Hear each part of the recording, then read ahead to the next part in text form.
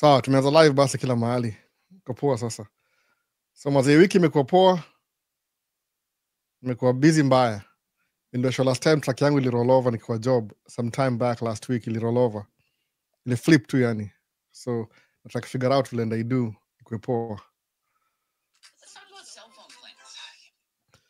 Niko na masound hapa hiyo, acha nikate sound. Na swali gani bwana wasa TikTok? Uliza swali kama uko naye ama hata YouTube pia. Naona kuna climate kama ngoja hapa waiting.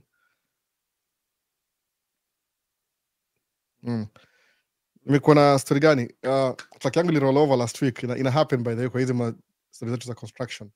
Alafu nikabidi nikaspend the whole week nikuwa kaa day off nikitry kuifix, lakini kuna part moja nimengojea so far iko Canada, lakini juu hizi story za tariff bana, hizi tariff za president wetu imedelay my parts, so nimekaa wiki mzima home bila job, lakini iko very busy na try kufix vitu kadhaa, so ndio tumeanza maybe hopefully next week kuna gari moja taran maybe sijui, but nimekuwa off wiki mzima, so tunaona vile inakaa itakuwa poa ama itakuwa mbaya, tutajua tu ni aje by the way. So ndio hivyo mazee, welcome kwa live ingine. Hii ni tonga Man Cave Talk Live, iko YouTube, iko TikTok, iko Facebook, but ukimisi live just in case, enda kwa YouTube Maisha States channel kwa playlist naitwa Man Cave Talk Live, ama recording yake ito Man Cave Talk, hizo mbili. In case ukimisi live, ile tuseme TikTok sija save, hiyo ga easy ya kwangu jumu make vertical videos, I mean horizontal videos, ile horizontal si vertical. So ukimisi live by any chance, kama kuna anything ulimiss kwa live yenyewe, enda kwa YouTube Maisha States playlist ya Man Cave Talk Live, utaona everything iko featured huko hivyo. Umeona sasa, just in case. Alafu unaweza like kama double tap screen kama unawatch live kwa TikTok, alafu YouTube like the video. Kama una swali yote unaweza comment down below after live, ama kama una swali sahi uliza sahi tumalizane naye sahi. That's what na do live every Sunday, ndio if you have any questions to waste time wiki mzima. Kuna agency bana, wanakujua vitu haraka haraka. Mimi si professional, mimi si immigration lawyer, muongea based on my own personal experience. Pia vitu nimelearn, alafu juu najua kuna wasauliza maswali fulani, mtu try kujieducate kwa hizo maswali just in case nikiulizwa about immigration. But generally najua stories are most of the things na happen around states zile tu based on my own experience. Na muishi Minneapolis, Minnesota, sababu naitwa Plymouth, hapo naishi. So kauna swali yote about zanaishi states kama mimi, 18-year-old states, nimeka almost 18-year-old hapa states, so nitasaidia kudu vitu fulani. Kama utakujua vile vile life ilianza, yani what I did ku penetrate, kujua vile life inaenda tuka hizo. So na ile based on my experience, nasaidia wewe reflect uone, I can move things this way, alafu vitu zi work out. Unaona? Sasa uli win green card ukiwa how old? Karanja nasikumbuki bana, ilikuwa 18 years ago, 19 years ago, ama 20 years ago ndio win green card. That's what I'm advocate. Ili kuna sometime nikianza hii channel nianza kama na stories za, nilikuwa naongea tu stories za business na philosophy na religion, basically vitu mob sana. Lakini over time kapata one of the most asked questions, ulikamaje states? Nikaambia wase mimi nikamna green card, nilifill up green card nika hivyo tu. That's what got me here. Hakuna kitu ni do, by the way. Hakuna kitu ati anything interesting. That's it. Plain and simple. Niliwin green card kama 20 years ago. Ilikuwa 2006, I think. Ama 5 ama 6, one of those. Junitoka Kenya 2007, February 2007. Paka leo sijairudi. Lakini that's what it is. Naona. Everything iko based on my personal experience. So ukiona kama I don't meet your expectations, kuna ma-YouTuber wengi sana au do hizi vitu. Naweza enda ucheki. Kama mtu mmoja personally, Kenyan American Home, akona vast resources za hizi stories za immigration. Yale kama student, so hiyo ni perspective nyingine pia kuna. Atakwambia kuna wase watch, of course. Msema just in case uko najua Kenyan American Home. Alafu mambo ya tracking, kuna wase kadhaa tracking ni vile watu focus na content creation, si ile end ya this is how the business works. Naona. Mutra could do the opposite. Mutra could do this is how the business works, first priority, alafu content ni kidogo tu. That's the difference. So naona maswali zimekam YouTube. Kuna saneza YouTube moga ukiuliza swali na sababu natumia software na list kwa screen. Naona. Kuna Kinga Kirura anasema vipi bro? Nimesahau climate akanangojea climate KE. Nani yuko hapa hivi? Kuna B32 pole bro. Mambo ya track ishakuwa, by the way. Track iko tuseme 80% done. Vitu zile zinahitajika kwa track ni vitu they don't stop it from moving. Ni ile system ile ya kudump itonga wet kit. The notification that I never ignore. Johnson Kamau. Karibu mazee, nashukuru sana mazee, nashukuru sana. Baadaye ni kama mood hivyo juu I'm having a conversation na nyinyi. That was the switch channel kwa Kizungu. Somebody suggested switch kwa Kizungu, lakini sema if I started something kwa Kiswahili, wacha ibaki tu hivyo sheng. Sababu kuna vitu naweza share na vitu karibu ni Kingoso kisema kitu. I can get away na vitu mob za kisheng than Kingoso. Kingoso ni shut down kitambo sana. Just sometimes munge vitu a little bit controversial. Alafu kuna vitu kama za business ile sifai kuambia watu directly, but muzi sema tu anyway. By the way, sikudanganyi, usitake hii business kama advertise business kama joke. I'll put my numbers if you want to know the numbers, just in case. Si kila mtu atadu tracking, juu tracking hiyo ni kitu kama it's not for everybody, ni mtu ule una choose kwa sababu ni hustle, ni self-employment. Mjua nikigusia mambo ya business ni hivi. Ukianza business in the beginning, you will put so much hours into building your business in the beginning, initially. Like ile ni hard in the beginning, alafu ina get easier later. Kama ni dere utaanza easy in the beginning because when ni dere au na responsibilities, alafu itakuwa tu hard later ukiongeza familia. So everything ni hard, lazima work hard. Hiyo ndio teach ku approach life in a different way. So mwoga na ile kama kuna wado tumia ni nini? Si nitongaje, kuna pragmatic na kuna sawa hiyo naangusha vitu hapa chini. Nimesahau hiyo jina. Basically mwoga anasema hivi, acha tuseme tu simply. I try to solve problem. Anything any challenge, you come head on, I try to solve. If I don't have money, I make more money. Kama sina insurance, I try insurance. If you always just trying to solve problems on a daily basis. Tuendelee kama swali. Sitaki kubonga sana niwache nyuma. So kuna Taijina samaje, I continue enlightening. French Legion open to all foreign salary, £1,600 French, not required. Asema kuna opportunity kama kwa Kenya, if you want to join the French Legion, I think in the army or something, open to all foreigners, salary yake ni £1,600 French, not requirement. Try your luck. They don't issue visas, just arrive in EU and the rest is easy. Masikia vile mesema hivyo? Unaingia tu EU alafu unaingia French Legion. If you really want to be uenda kuishi France. I think they need African soldiers ndio watumie kuja kufight Africa tena, but that's besides the point. Opportunity by the way, opportunity. Sometimes kuna wase anyway, enda you ni Taijina yasema hivyo, kama una kuingia French Army Legion, that's what you do. Umeona? After listening to a number of Kenyan immigrants, many recommend tracking since there is freedom. Ryan K. Yeah, kitu kama hiyo. Tracking ni kuna vitu zile kama wewe ni mtu immigrant toka huko Mexico.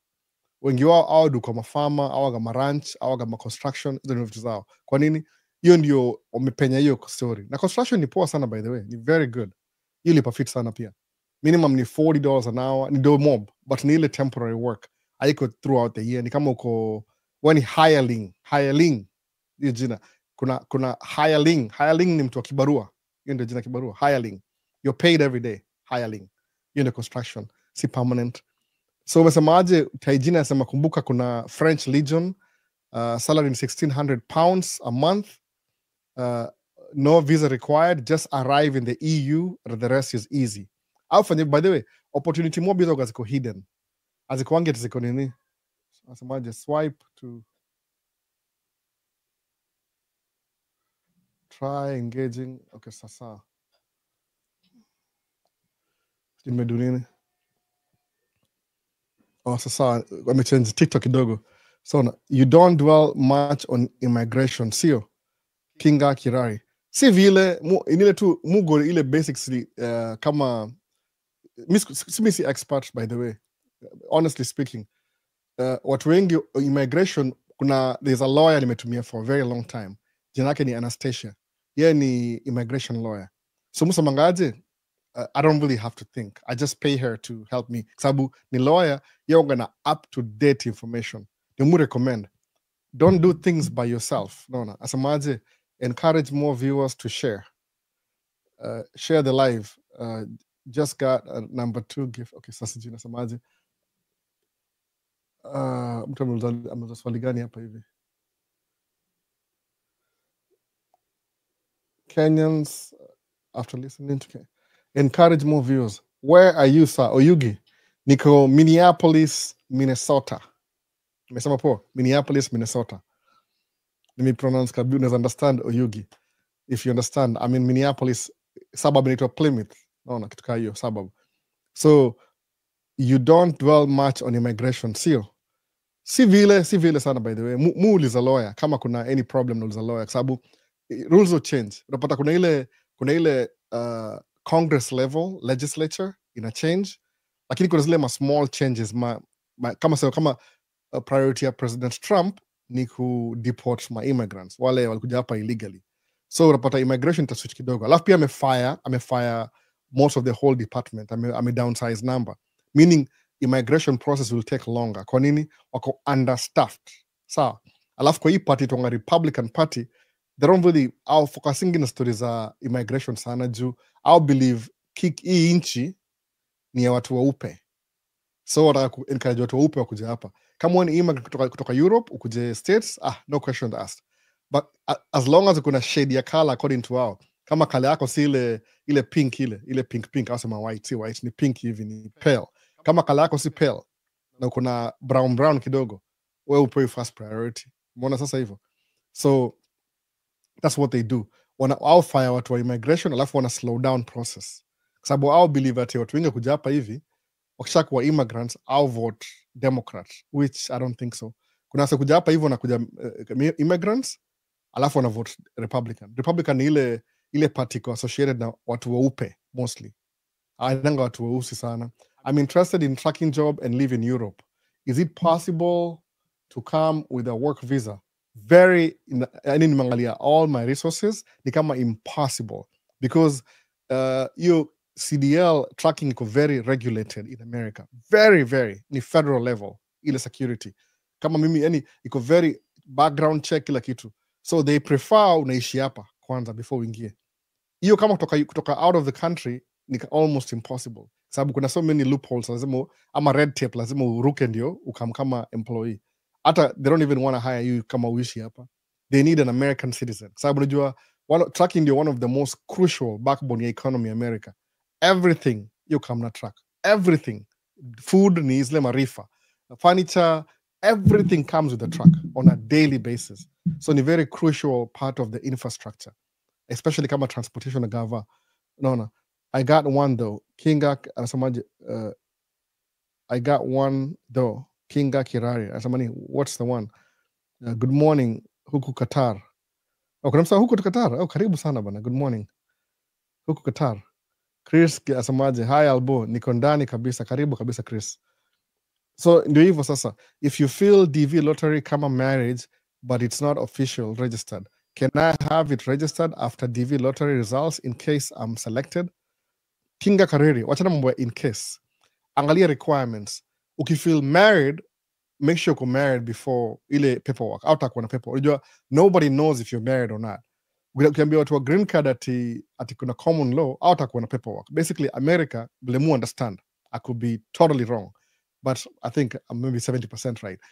Mostly takuwa na ile paperwork. Your paperwork speaks for you. Kama ukiuliza, where were you born? Utoe official government issued birth certificate, which is a legal document. Wakiona hivi, ulizaliwa wapi, kama nizaliwa Pumwani Maternity Hospital. Boom.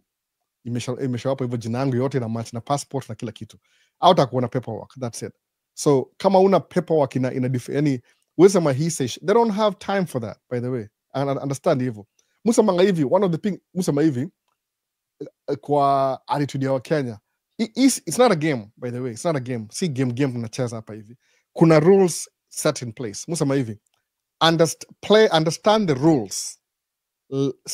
Lay down all the rules, these rules, boop, lay them down, then play by the rules. That's the only way you win. Win hivyo. Kama understand business, how does business work? Tax yetu kama ni LLC 15.3%. Kama ni corporation, I think ni 23, ama sikumbuki latest wamesema 20, kuna 23 point something percent ya taxes. So mujua hivi, if I make 100,000, boom, 100,000, na kampuni yangu ni LLC, hata before ni do anything, nachukua 15,300 na kando tax account. Kwa nini? Hiyo do si yako, forget it, si yako hiyo, ni ushuru. Unabaki na ngapi? Kutoa 15, unabaki na 84 point something, sawa, 84.7. So those are the rules laid down. That's not your money, because kumbuka, you're in a different government. They're allowing you to conduct your business in their presence, so you're utilizing the resources. So kulipa tax ni muhimu. Don't try and outsmart the government, itakushika tu. Itakuwa ni kama temporary game.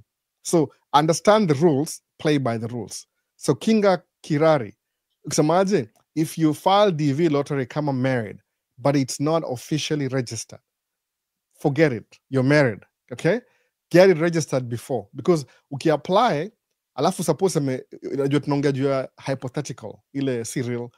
Suppose win green card sahi, ukisema kama uko married mse na una document, itakuwa story.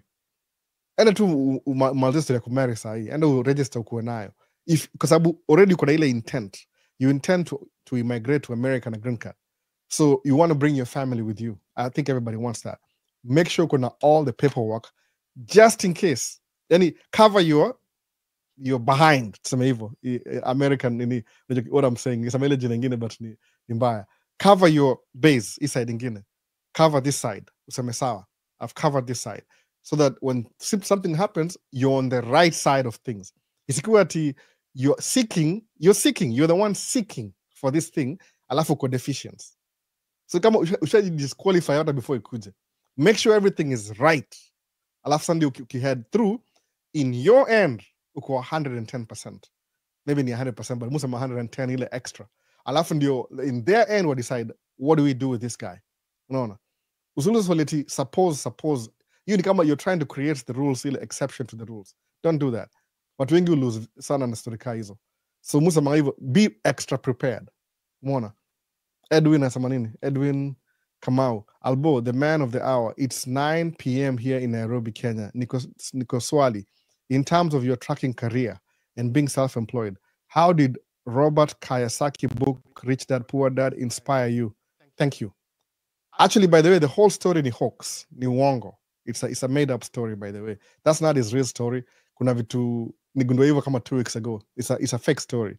But either way, sometimes you can read fictional books zikupatia inspiration. Kuna watu think Bible ni fictional. Usema hivyo, Bible ni kuna watu think hivyo, the Bible is a fictional book. But that's not from my place to discuss that. It's not your knowledge, by the way. There's always somebody who's smarter than you. Mujua hivyo. So ni hivi. But hila sama hivi, use that. Sababu in the beginning, when I came here, the first thing I did, I wanted things. America yoga hivyo. You want things, by the way. Why do you want things?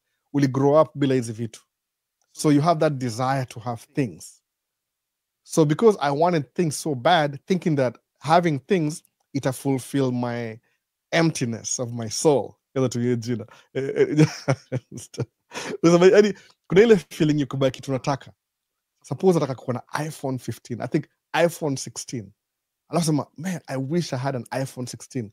Because you're manifesting in your mind, inakubother. It bothers you. So you start lying to yourself, I'm deceiving yourself that if I get an iPhone 15, I will feel good. So I did that, by the way. But I was using debt. Because I'm hivi, nanunua kitu ya 4,000, nilipay 1 year. Nikimaliza after 1 year, ninungine 4,000, nilipay 1 year. So nili get into consumer debt. So number 1 ni hivi. So I was in trouble, yani ilikuwa self-created debt. Yani I got myself in trouble, basically. Ilikuwa tu mimi upuzi yangu mingi. Kwa nini? The desire to have things. So what did I do with that case? Nikachukua too much consumer credit card. Mwana sasa. Which came back to bite me later on. Kwa nini? Ni realize sina do enough. Niko driven na emotions. So the solution is maji, how do you get yourself out of this? In my own stupid Kenyan mind, nikasema hivi, let me go to the bank, nitry kuomba deni kama lump sum, kama $10,000. Then when I get $10,000, lump sum, I can pay off all my debt zote. Ni consolidate nibaki na deni. Ngapi? Emwe, moja. Naona, moja hivi. Hivyo tu. What happened? Nikaenda kwa bank. Wana kwa bank pata kumbe, nika realize pretty quickly ujinga yangu, when you're in debt, kuna something inaitwa credit score hapa America. Ni kama a social credit system. Yani you're based on how keep score on how fast or how efficient you pay your debt. So kuna niliongea hii a couple of man cave ago, 5 ago something. Nikaka hiyo chat hapa nikumbuke kwa sababu I didn't know I was going to talk about it again. So nika realize hivi, if you don't pay your debt in time, your credit score ina reduce. So when you need more loan, unakuwa high risk. So they won't give you a loan. Chances are you're going to be rejected. Nikaona, oh, snap. What do I do now? Nika run into somebody called aitwa Dave Ramsey, Financial Peace University. Hiyo ndio kama shule yake. Alafu itonga Total Money Makeover ndio book yake. So you can read that book and it won't make sense to you, by the way. But mimi personally, it makes sense to me. Kwa nini? I guarantee kuja States, the same thing I went through. Jini mimi nikuwa pure organic. Excuse Kenya, kienyeji. Mimi nikuwa Mkenya kienyeji. Na kugarantii, Mkenya kienyeji kuja hapa States, you'll make the same mistakes I made. Default, ile Mkenya default. Mwona. Kama ni Guru Channel, unaona Guru Channel hapa, Guru Channel. Akuja hapa Guru Channel, jini photographer, ataenda kwa Best Buy au Best Buy nauza makamera. Oh, Best Buy, nice. Aende kwa ile kama hapa kuna hizi kuna West Side, ni kama camera store, kuna B&H online. When the online wanasema, okay, I've always wanted a Sony A7 V. Ina come maybe next week, brand new camera Sony. Okay, I need like the trio lens kituka hiyo. Lens ni gani? Naona Guru Channel. Lens ni gani? Nataka zoom lens 70 to 200. Nataka ile medium range 24 ama 20 to 105 ama 24 to 70. Nataka ile wide angle 16 to 24 ama to 35. Umeona sasa? Uambue hizo lens zote trio za Sony for example, G Master ni kama $9,000. Haya camera, the one you want ni kama A7R5 ni kama 4,000 hivi. Useme who cares? I'm a photographer anyway. I'll pay that back. Alafu uchukue lens tatu na uchukue camera. Boop. Oh, by the way, ujanunua memory. Memory nini? It's 2,000. When you swipe credit card, because you're given credit, ubuy some have debt ya 15,000. If you're not making money, na hizo makamera umenunua na lenses, mse wangu utakula ngumu. Itakuwa consumer debt. But if, for example, when you're wedding photographer, next week upate contract, wedding moja ya 3,000. And the following week 3,000. That 3,000. Mwona sasa, the end will justify the means. Kind of makes sense. So now the thing will invest kwenye hizo equipment, it's paying for itself. So watu wengi kwangi hivyo ni ile desire. Nda kudrive Range Rover. Range Rover is one of the worst cars to nunua. Kwa nini? Resale value very low. Depreciation very low. Ile maintenance issue, otherwise uno brand new na yaribikesho. But it looks good. You're gonna start as simple. You're not buying the car. Range Rover ni BMW, by the way. Kaujui. So you'll make that mistake by default. I guarantee. Kama Mkenya. Unless umekuwa kama ukiwa Maisha States, umeland from my example, you probably utaskip. Naitongaje ile skip to my loo. Utaskip kila kitu upate mimi najua Albo ali make mistake, I don't want to make that mistake. Utakuwa more aware. Mimi sikuwa na hiyo awareness. YouTube is not a big thing then.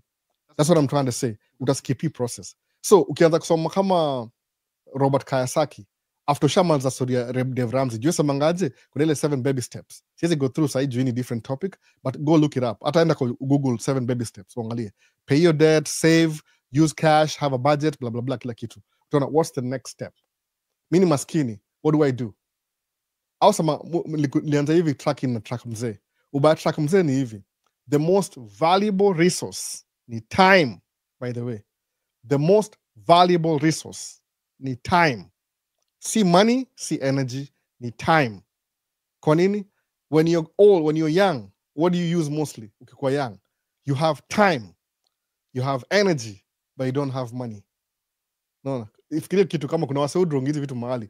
When you start working the prime of your life, prime. Ile ushamanza shule unadu job. You have money, you have energy, but you don't have time. Kwa nini? You're busy exchanging your time for money and use the energy to inakuwa energy ndio ile inakuwa propel to make money. I mean, you're selling your time using your energy to make you money. So, what happens when you're old? You have time, you have money, but you don't have energy. Kwa nini? Uli use yote kwa prime ya life yako. So hiyo ni kama a cycle of life, 1, 2 and 3. Kumbuka hivyo yote hivyo sasa. So, what do? Una leverage. How do you leverage? Okay, suppose you're young, you have time, you don't have money, and you have energy. What do? Ndio hivyo, very important. Kama uko 20 years old, uko Kenya economy bado haijafika kabisa. Kuna so many factors na contribute why Africa iko na economy mbaya. Kuna so many factors, by the way, mostly ni competition, alafu na hii mambo ya leverage ya colonialism. Colonialism wali leverage story yetu, yani capitalism lazima ikuwe na mtu wako underdog, lazima ikukanyagie ndio isucceed, sawa? So ndio musa hivyo, so ilikuwa so many factors that make it work. Kama wewe ni Mkenya, uko Kenya already, alafu unaona vitu they're not going your way, I recommend personally, move out, toka huko, end a place at least akupatia, because you have time, you have energy, you don't have money. Move place, uta exchange energy yako kupata money, alafu exchange time yako naye, then leverage middle class, leverage hiyo kitu ukue like you live 40 years ahead of your time, kitu kaa hiyo. Una leverage 10x ama 4 times your energy to make more money. Kwa nini? Unaishi within your beans, ile Dave Ramsey, but you invest more. 10 years hivi down the lane utakuwa kama umeretire mapema. Picture this, umeretire mapema, so you have money. Angalia kitu, you have money, you're not exchanging your energy, you have energy and you have time. Kwa nini? So ni kama umechukua ile kitu yako ile, umecheat ile old age, umebring karibu hapa hivi, alafu kai maximize. So even as you get old, kama uko na hata kama una energy, you still have money, you still have time. So imagine speed up hiyo kitu ikuje kwa prime ya life yako. You're 30-year-old na umeretire in life. You have time, you have money, and you have energy. Tell me the things you can do when money is not an object. Niambie sasa. Umeona? Hiyo ni mtu anakuambia sahi. As an older guy, nitakwambia strive for that, whatever you do. Sababu as long as kama hii life ina maana, sababu kuna mse ule angalii life, they don't really care. Sababu maybe kuna do already, familia yake trust fund, somebody in their lineage worked hard so they don't have to. Umeona sasa? Wali leverage. Most of the people who are wealthy in the world wame take advantage of other people. Hiyo ndio capitalism. Lakini msamangaje, do it the right way. If you can beat them, join them. Do the same things they were doing. Bila leverage kama na investment na vitu kama hizo. The system in place. Ndio retire mapema. By 30 umeretire. Umeanza 20, by 30 umeretire. Ama 35. Ama hata 40. Umeona sasa? Mi target yangu ni 50. Nimechelewa kidogo. Because I learned these things a little bit too late in my life. Nimekam state kama niko upper 20s, lower 30s, kitu kaa hiyo. Mid 30s nimeenda kwa at little bit neza survive bila story mom. So that's what I'm saying, mazee. Kumbuka hivyo. Work hard, cheat system, leverage mapema. Hiyo ndio Robert Kiyosaki. Use debt, leverage debt to build wealth. Hiyo samanga hivyo. So utalani hizi vitu hata kama zi make sense. Mtu kuzi explain as best as I can. But mimi niko na example. I know exactly what a example ni nini. Sababu I've lived these things. Wewe una live through my experience, which is even better sababu kama mko na cheat code. Tuendelee, nimekuwa hapo sana. Sometimes Mungu anatend ku over explain. But maybe na do vingine kando kabisa. Smart logistics solution. Albo, which is the best place to get experience? Over the road or home daily? There's a prefer home daily. But over the road nile there's more opportunity over the road. But home daily ni mzuri. So the best thing, answer over the road, uko comfortable na equipment. Sababu daily ni kitu, it's highly sought after. Watakueliminate sababu kama una compete na pool, kuna job kidogo, alafu kuna watu wengi they want that job. So unapata anzia over the road. Unless you're buying your own truck, kama mimi, you override everything. Unajua kuna vitu unaduna override everything. Most likely unapata sababu hata kwa manufacturers, kwa hizi Volvo, munu wa Volvo, gari yangu moja ni Volvo. Walisema hivi kwa dealership. Zile order au pata every year. Umeona? 80% ni gari za over the road. Alafu maybe 15% ni day cab. Alafu 5% ndio hizi dump trucks. Kitu kaa hiyo. So dump truck iko very low. Kwa nini? Dump truck iko so specialized, people use them before nuingine, maybe 10 years before nuingine. So auto hold dump truck.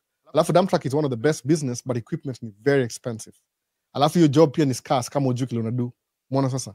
So nasema anzia over the road, less competition, then work your way to the daily, home daily. But if you can get home daily in the beginning, anza na home daily in the beginning. You won't regret it. It's the same thing, by the way. Actually, home daily ni more challenging because you're driving a big truck kwa traffic the whole day. Utakuwa more experience home daily than over the road. So over the road, you're always driving on open roads. Hakuna traffic saa zingine. Uko sijui New Mexico. Kama mimi kuna hizi highway za US hizo enda from east to west, nimecover mostly all of them, hata sikumbuki, maybe nishakava zote kabisa. My memory kama 70 nilipika mzigo Baltimore, nikaenda mpaka Las Vegas mali na split. 90 nimeenda kuanzia New York mpaka Seattle all through. 80 the same, 70 60 hivyo zote kabisa, nimego hizo highway karibu zote. Nimeenda Florida from California mpaka Florida, ile 10 20 zote kabisa nimecover. Hata hizo za juu chini zote nimecover zote, 15 10 15 5 35 I was going everywhere. So anza na over the road kwanza. Kama unauliza nini, Lapant Mokandu M, by the way, can any career like yours reach financial freedom? Ama just asking. My career ni gani? What are you talking about exactly? Musama, the only idea kuinvest ni ile you have to be making more money than you need. Si lazima ikuwe tracking. Kama wewe ni nursing ni very lucrative, by the way. Nursing, sababu once you graduate, hata kama ile 2-year program RN, you're making more money than most people. Juu demand yake iko very high. As long as una budget, live within your means, utakuwa sawa. The only trick ni ile you make more than you need, alafu una invest. That's how you grow faster. Naelewa? Kuna kitu kingine different hapo hivyo. Sijaona swali yote TikTok, so tuendelee tu bila shida. It's always more than you need. Taijin, your opinion on this. A friend got a student visa to Canada, but hopes to live and work in the USA. More opportunities, more money in a relatively nice weather. Can he access US with a student visa? I don't think so. You are your home country. Kama Canada, kama amekisha kuwa Canadian citizen, then anaweza access hivyo. Chukua ile uraia ya Canada kwanza, alafu ndio kuja States. But uko Canada kama wewe ni student, alafu utakuja US, watangalia from Kenya. You have to go back to Kenya, alafu urudi hivi tena. Ile what passport do you hold? You need a matter naye. Kama mimi niko na Kenyan passport, niko na American passport. But sijaitumia Kenyan passport tangu nikuje. Lazima it always goes back to the country ile unaanzia. Naona. Make the likes the stream for algorithm. Oh, like the videos for the algorithm. Atakusema by the way. Guru channel unaongea Kikuyu ama nini translate. Make you like the videos. Like the videos. Best yangu naweza joke na yeye hiyo. Best yangu. Ametype haraka. How long should one take to learn tracking trade before switching to an owner operator? It depends with you, B32. It depends on you. Mi siwezi kwambia. Musa manga sometimes naona kama mimi moga na hit and miss kwagi nangojea kama unaona I do videography, right? Ndio. Guess which school I attended for videography? Zero.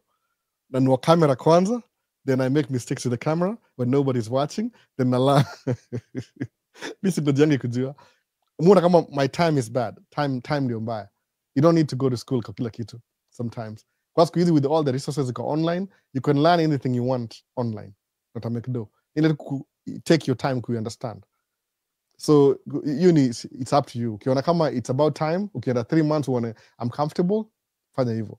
But mu personal recommend kama ni construction, fanyia mse 1 year. Ndio uone ile uangalie how much money you made wewe. Ile some good analytics. Fanya 1 year, compare income yako, sema this is how much I made as a driver. So kuja uangalie how much the guy made the whole year. Alafu angapiga hesabu zako, kama ina make sense, switch over. Umeona? Mu recommend hivi. Hizi ma moves zote una make kama uko single uko sawa. If you're married, make sure at least your spouse, naongea spouse, juu inaweza kuwa male or female. Your spouse akona job, ile mko na stability. Don't just make drastic move ni kama mimi na watoi. These things I can't do. Umeona? Ni kwa offer niende ku California kulan nini kukua ni do movie na mse fulani producer.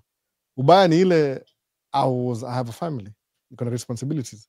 So kasema I wish this happened when I was younger. But when I was young and energetic, I didn't have any money, sikuwa States, niko Kenya. So opportunity ndio hiyo. Tracking ile tu, it's my personal example. You can do whatever you want, by the way. So lazima ikuwe tracking. Ile tu, I can't speak of nursing, sababu mimi mwenyewe si nurse. Mnapata tu nurse awaambie. I can't even do nursing. I don't think I'm that good at that. Kuna vitu gani si zangu. I miss anything hapa? Hakuna. What can you say about retrogression? The visa bulletin has not moved since September. visa bulletin has not moved. I don't know. Reina, I don't really know. Honestly, I don't know. But sometimes, maybe in the beginning, TikTok, maybe you could get my point. I'm not a professional, meaning based on my experience. So I don't know. If something that does not concern me, I have to ask. Approach somebody, ask. Missy immigration lawyer, by the way. People go to school for these things to keep up to date. I don't know the regression your visa. I wouldn't really tell you. Because I'm not really a big news buff. The only thing more like news ni weather, by the way. My main thing ni weather. As long as I know if it's gonna rain or snow, that's it. Hizi ngine kwa sababu najonga news yoga na too much propaganda. Kwa nini? Kama yani kama tuseme conservative news, ile jita conservative. Fox News hapa US na Newsmax, Republican News. I'll sell propaganda peke yake. And it's propaganda. Kwa nini? They own the stations. Ukiangalia who owns Fox News? It's about money, the capitalism. So they'll tell you what you want to hear or what you're supposed to hear. Ukiangalia Democrats, liberal media, same thing. They'll tell you what you want to hear. Outrage kwa sababu nini? Ni ile the currency ni attention. They want your attention. So hiyo ndio muhimu sana. So msamangaje, I'm very picky. Kama sasa kuna last week kuna news ilifanyika hivi. Kulikuwa na Donald Trump amekaa kwa kiti, alafu Elon Musk kwa Oval Office na mtoi wake ule itonga X ama nini. Ule mtoi ule mdogo. So huyo mtoi aliambia Trump, you're not the president. You should get out of here something. I didn't take it seriously. I thought it was a joke. I think I watched TEDx and wait a minute. The kid aliambia the president of America that? Wow. Yani, you're not even supposed to bring your kid to work. Sabini official business. Meaning there's something that Elon Musk alifanya that makes him have leverage over Trump. Mona. Sabu, that's not something you tell the president. Come on. No. Which means that mtu yeye anajua sababu watu wengi wanajuanga hivi, if the kid, a 4-year-old said something, hiyo si akili yake, amesikia mtu mwingine akisema already. Mona sasa. Aliongea hivyo by the way. I'm pretty sure watu wa Kenya mkuona hiyo news. Unless uliona hiyo news online. Kwa nini? America you clean up sterika hizo. Amwezi iona hiyo. Itakuwa cleaned up. Unless mliona by the way. Online mtaona. Mainstream amtaiona. Ita clean up. Wataitry kui clean up. So ukisema una watch news, naongea tu juu ya example ya news, utapata iko biased in a way. It's always biased. Depending who owns what. So mungu ana focus na weather peke yake. Kwa nini? Weather ni muhimu kwangu. So do job na construction. So we are always out there the whole day. I want to know, is it raining? Is it snowing? Is it cold? Kama the reason why my truck tipped over, by the way, ni because ya weather. Kulikuwa na 40 miles an hour winds, temperature ilikuwa below zero.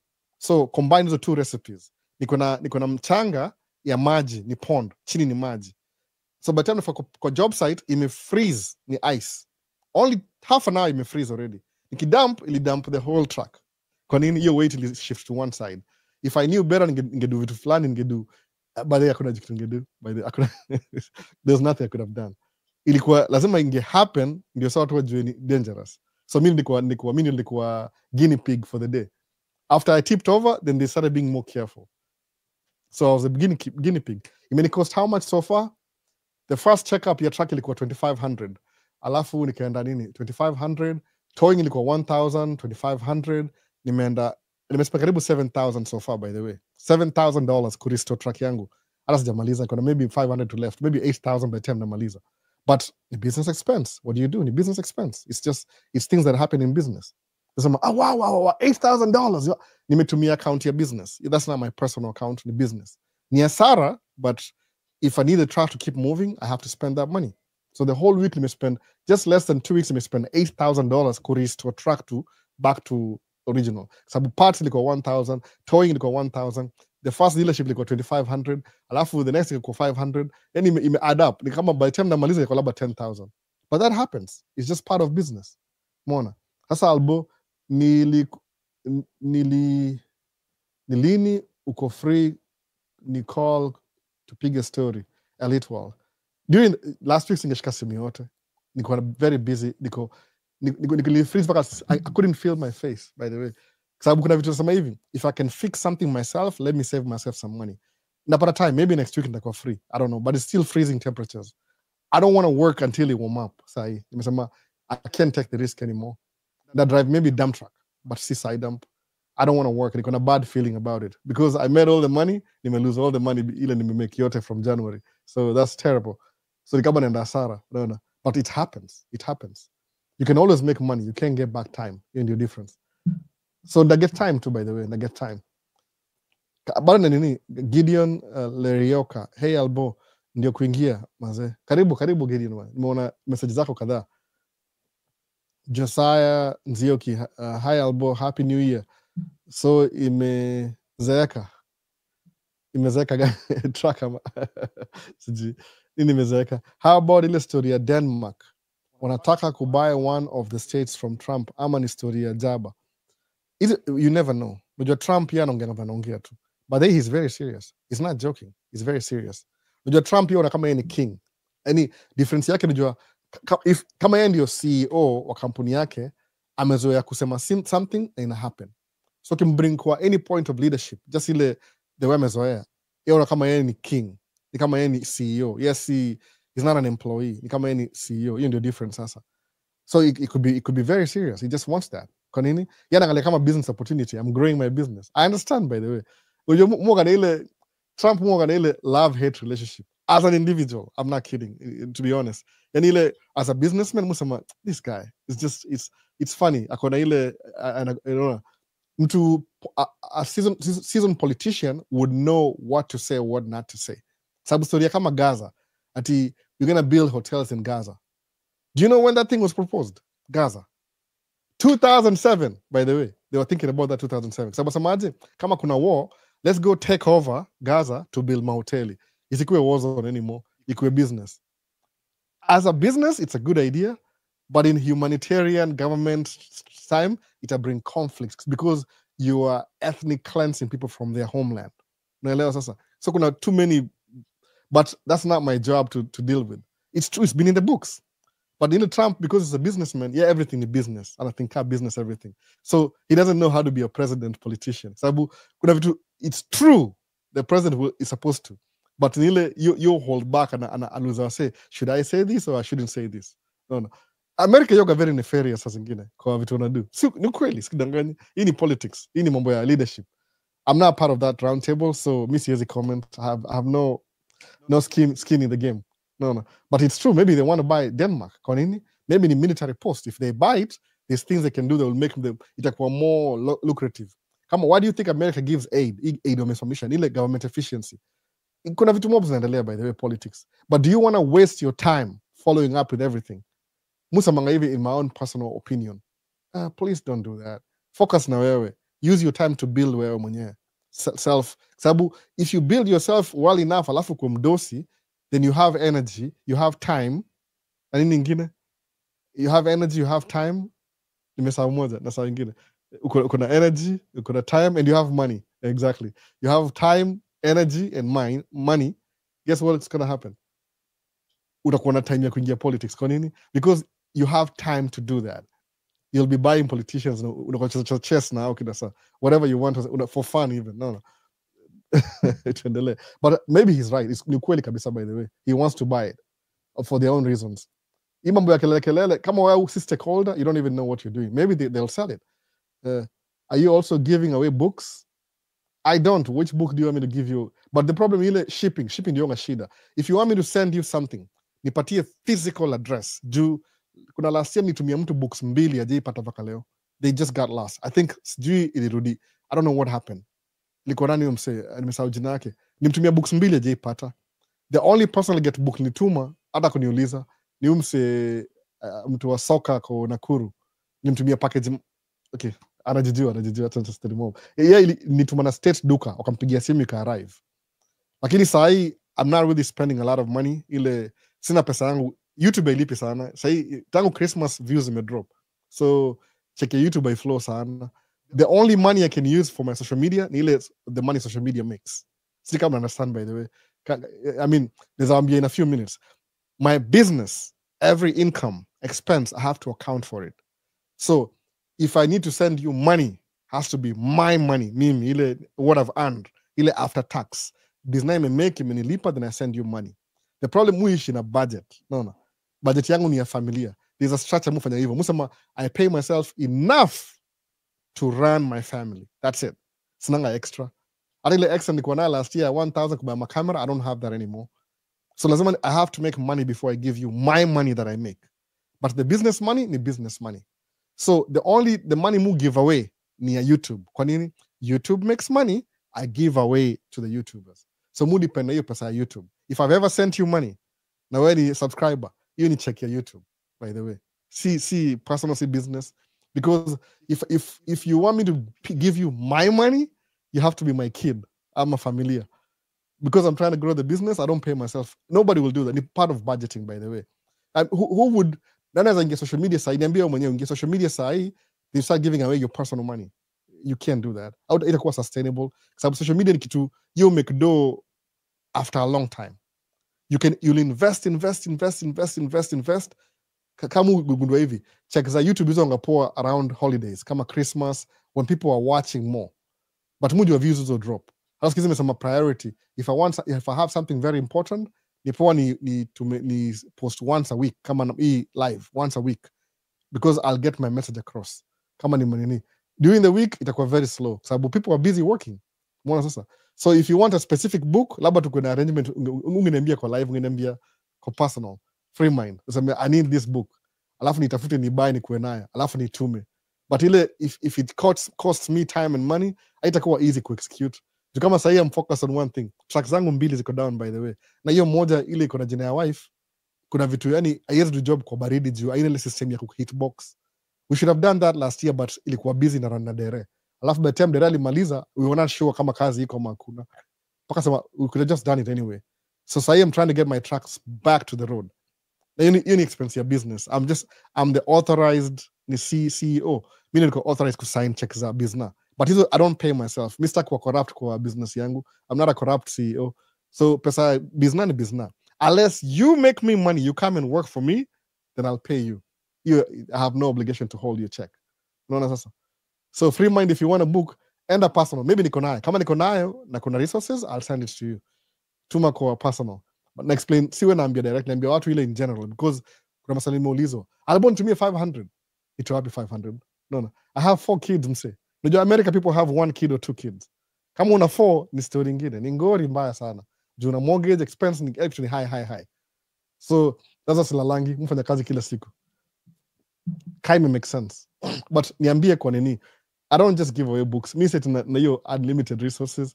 The reason why kuna wasa wanangoja bado natumia check ya passport is because YouTube ijanilipa bado. Ni mambo na budgeting. If my videos zingekuwa more polarizing and I will make more money, maybe they're too selfish to send. But I don't think so. If I get more views, I'll help more people, basically. But either way, if I have 20,000 subscribers, for example, I'll have more people asking me for money. That's what I believe. So mara ni point na grow tu pole. Jina dila wale wasako hapa already. Do you want to put a passport? You don't have to go get the passport the second time.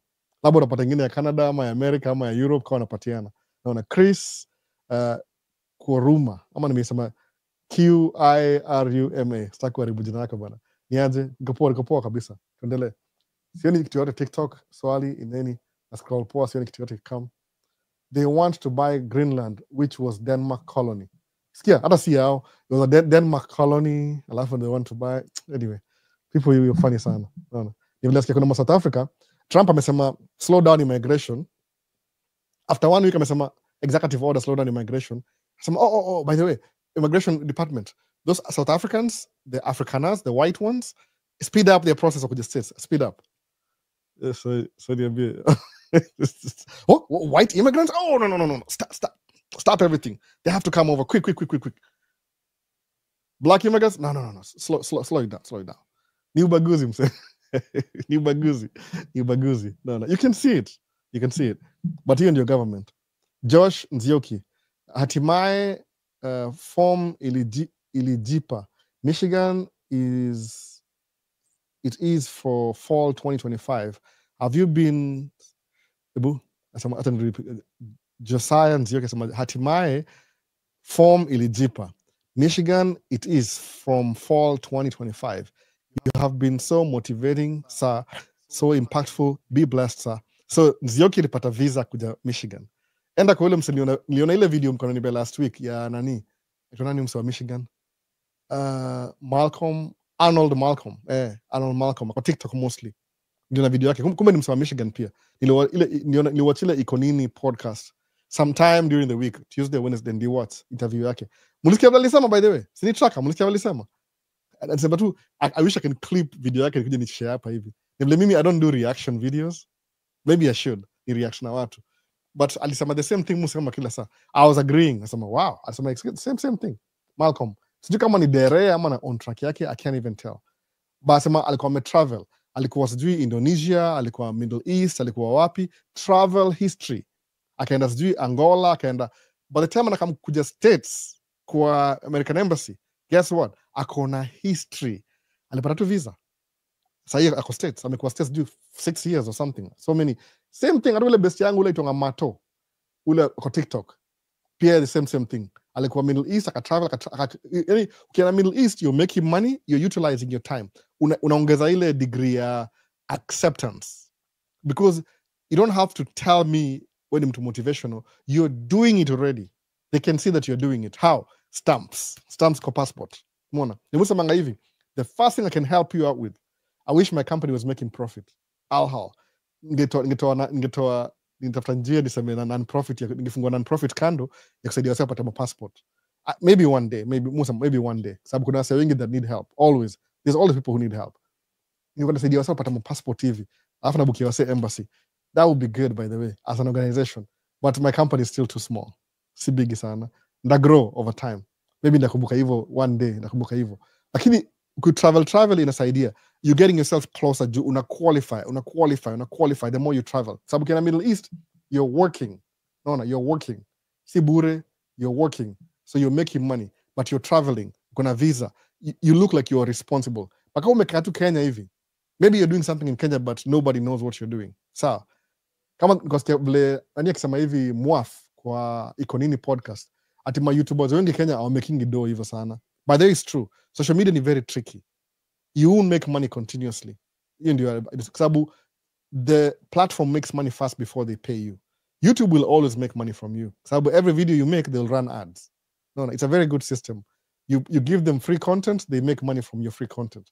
But on a particular class, you have to prove to us that you have 4,000 watch hours and 1,000 subscribers before we start paying you a fraction of what we make from you anyway. So you have to earn that. So lazima uwashow. But if you want to be more successful, start your own platform. No, hivyo itakuwa easier. But muona kama YouTube kwangu yezi kuwa sustainable because kitu inaenda up and down.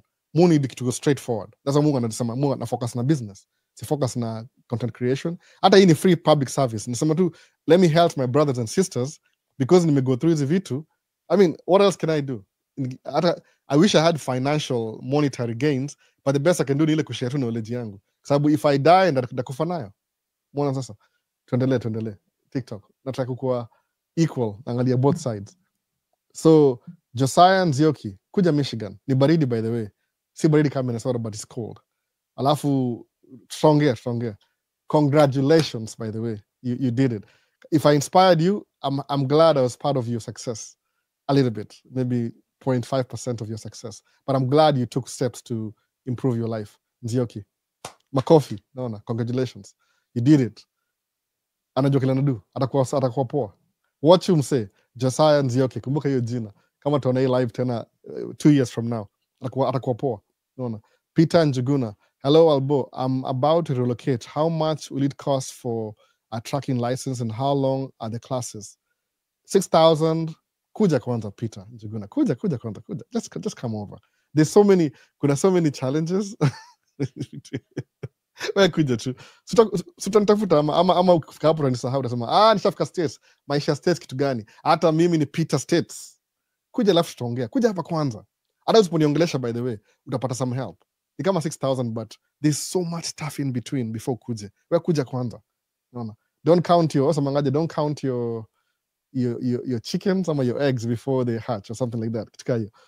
Kuja kwanza. Change view kidogo ya camera. Musahau. Sawa Peter, kuja kwanza, just come. Kuja kwanza. Alafu ndio tuone itakuwaje ukishafika hapa hivi. So Nomad 254, big up Amenia. Ule ni bro wangu small, by the way. Amenia. Mumwambia kwa specific na YouTubers kiangi. Sasa Albo, getting migrant visa kama DV lottery at a go ni very low chances. Je, ukiingia na non-immigrant to transit to migrant ndio unafanya no. Feasible kuliko DV lottery. VCAS. That's you procrastinating. Nasema hivyo. Whatever you're telling me iko worse kuliko the actual thing. Don't even do that. If you're coming as a non-immigrant visa, unakam kuvisit, unakam kuangalia opportunity. Ukiona iwak rudi mtaani. No. Each shong history before. The moment you don't try to craft, this is how I'm going to do things, you're dealing with a solid government laws. Utapenetrate hizo ukikam na akili yako, you probably end up losing. Wachana history yote. CDL, lazima ukuwe raia, citizen, or on your way to citizenship, which hapa itonga green card, when ni immigrant. Na immigrant, uko na probation ya 5 years before you can become a citizen. So, be on your best behavior. Usiluvunje law, especially na Trump. Kama uko na any jua watu wa ICE kuna quota, they have to arrest as many people as possible in a short time. So kama una crime na uko na green card, utarudishwa nyumbani haraka haraka. You just lost your opportunity. Know the rules, then play by the rules. Musamanga hivyo. Understand that your most important, invest. Understand rules, know the rules, then play by the rules. Bako succeed. Leverage hivyo. Useme ati I have my own ideas. Mtu anakuwa na ideas zake ile ushafika when Elon Musk, when billionaire 400 billion worth and the government contract anyway. Who cares? But I mean, I give him that as a businessman. Do whatever. No. I give him that. Yani mdosi sababu one of these biggest money come kwa government, US government. Doesn't amingia politics. So if whatever he plays, if he loses, atalose. It's all or nothing kwa Elon Musk. Sababu akilose, atalose kabisa sababu people will now come for his businesses. SpaceX, Tesla, subsidies na kila kitu. Gava lazima iko involve kwa citizen wake, by the way. Sometimes when forget Kenyan government, no. Owner up ni awesome. You get to determine your schedule. True and not true sometimes. No. Elon is one of the greatest con men. But he's a businessman. You can call him whatever you want, but every time you call him a con man, he's making 8 million a day from the government. So, alifika. No. What's everybody else doing? So, what's everybody else doing? Living like this. I'm going to go to the government. No. Kanini? Contracts zake mingi, what makes him money ni government contracts. So, hiyo ndio bread and butter. So, lazima protect hivyo. No. Lakini, seti ni smart. Hiyo mambo im smart, I don't really believe it. Ni ile tu, kuwa na hiyo attitude. Like, everybody's doing this, enda tu away kidogo. Extraordinary. Utakuwa above everybody else. No. Wanamogopa sana juu kuna do. He can do a lot of things. Omesau, ile tu, akimtoa do ya gava, atakuwa broke tena. Afikiri hivyo. DJ Whiskey ni aje, niko poa mse ni aje. So immigrant, so VCAS fanya hivyo, angalia rules, then play by the rules until ukishafika ile highest level, then you can do whatever you want. Lakini sasa kama uko hapa chini, play by the rules mse. Kuna so many steps za kuvuka kwanza. Usikuwa na ideas ni kama you're trying to like ile get rich quick. Hapana, kuna hiyo ideology get rich quick the right way. No. Usiende kama unaibaiba wase, juu itakuwa very short lived, itakuwa dead end. Uta make so much money, then uingie jela. You spend 40 years in jail, alafu by the time unatoka hata una hiyo nguvu anymore, juu umechapwa kibao jela vibaya sana. Like, share and subscribe. Norman254 nasema like, share and subscribe. Double tap kwa TikTok pia. Asking him if he was in Elon place, could he be accepting in a greatest con?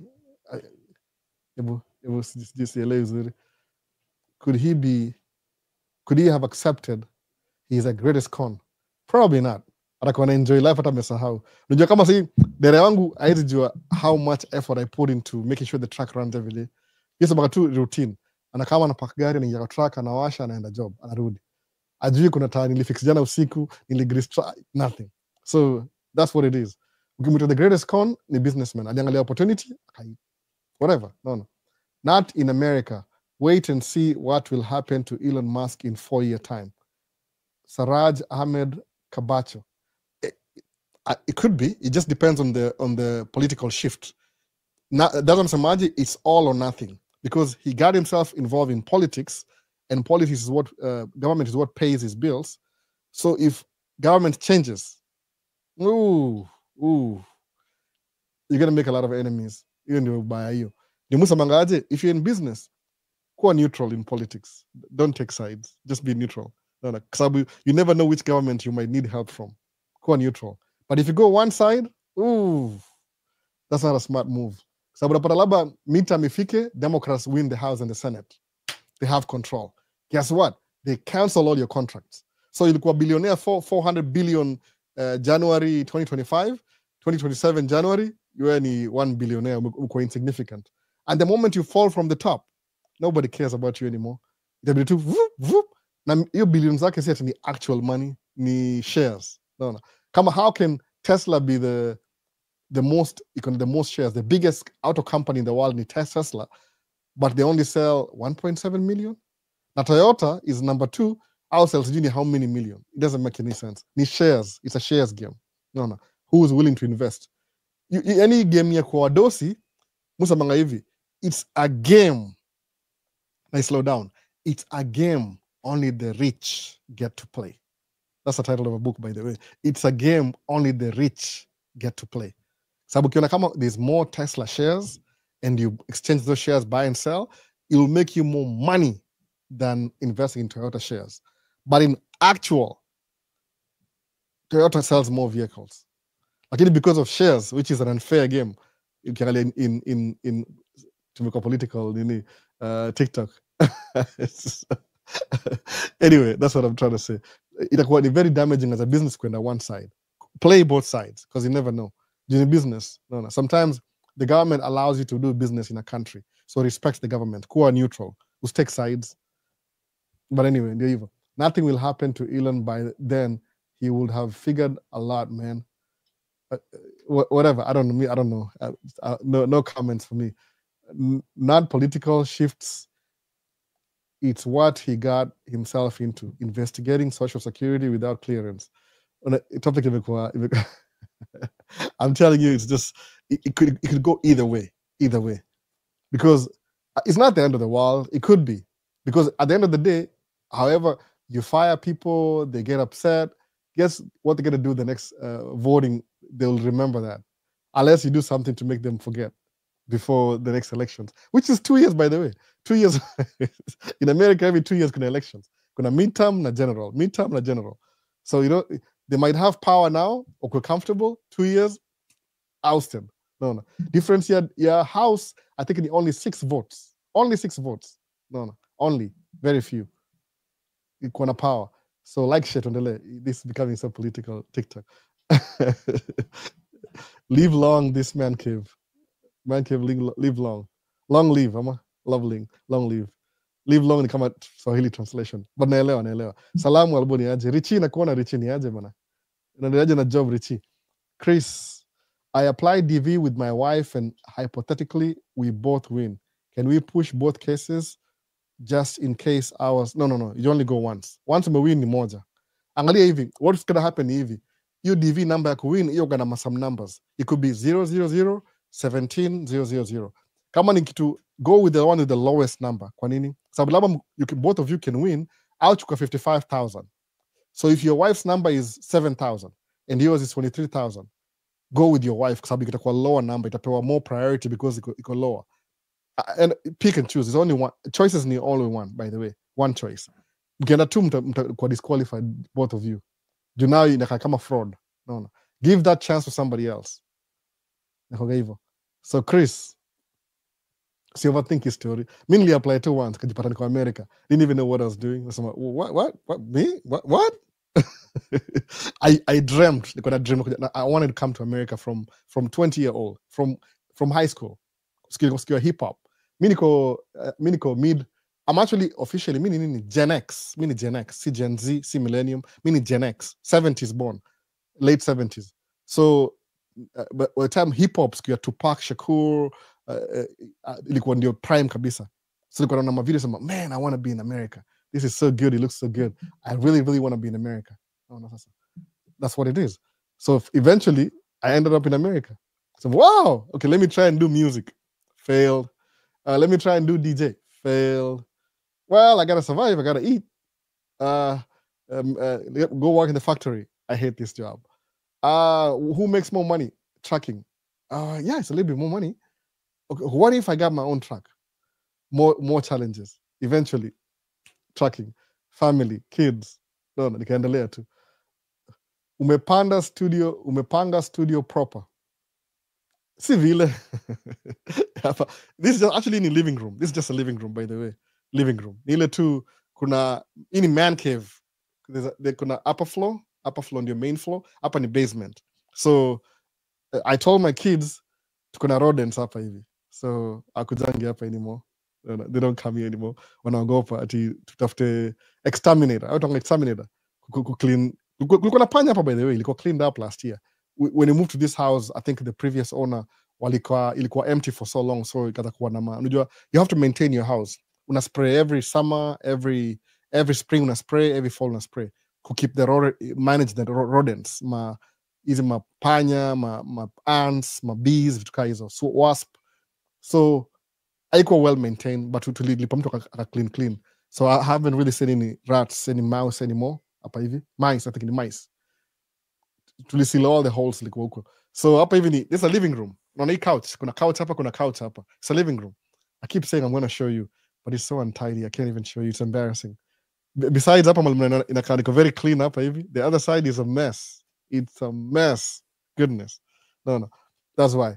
It's studio per se. Ile tu, it's just there's a light. I use a light. Kuna light hapa hivi. Sunshine. It's called daylight setting. That's why it looks like a studio. Been dreaming of the same tangu 2019. Now it's been 6 years. Kent, Waki Murithi, fanya kitu bana, fanya kitu. Kuja hata kufanya cruise ship bana. Kuja karibu. Me, I was lucky enough by the way. Nijaribu na F1, F2 student, nikanyimwa visa mara pili, nikanyimwa mara tatu, the fourth time ilikuwa immigrant visa.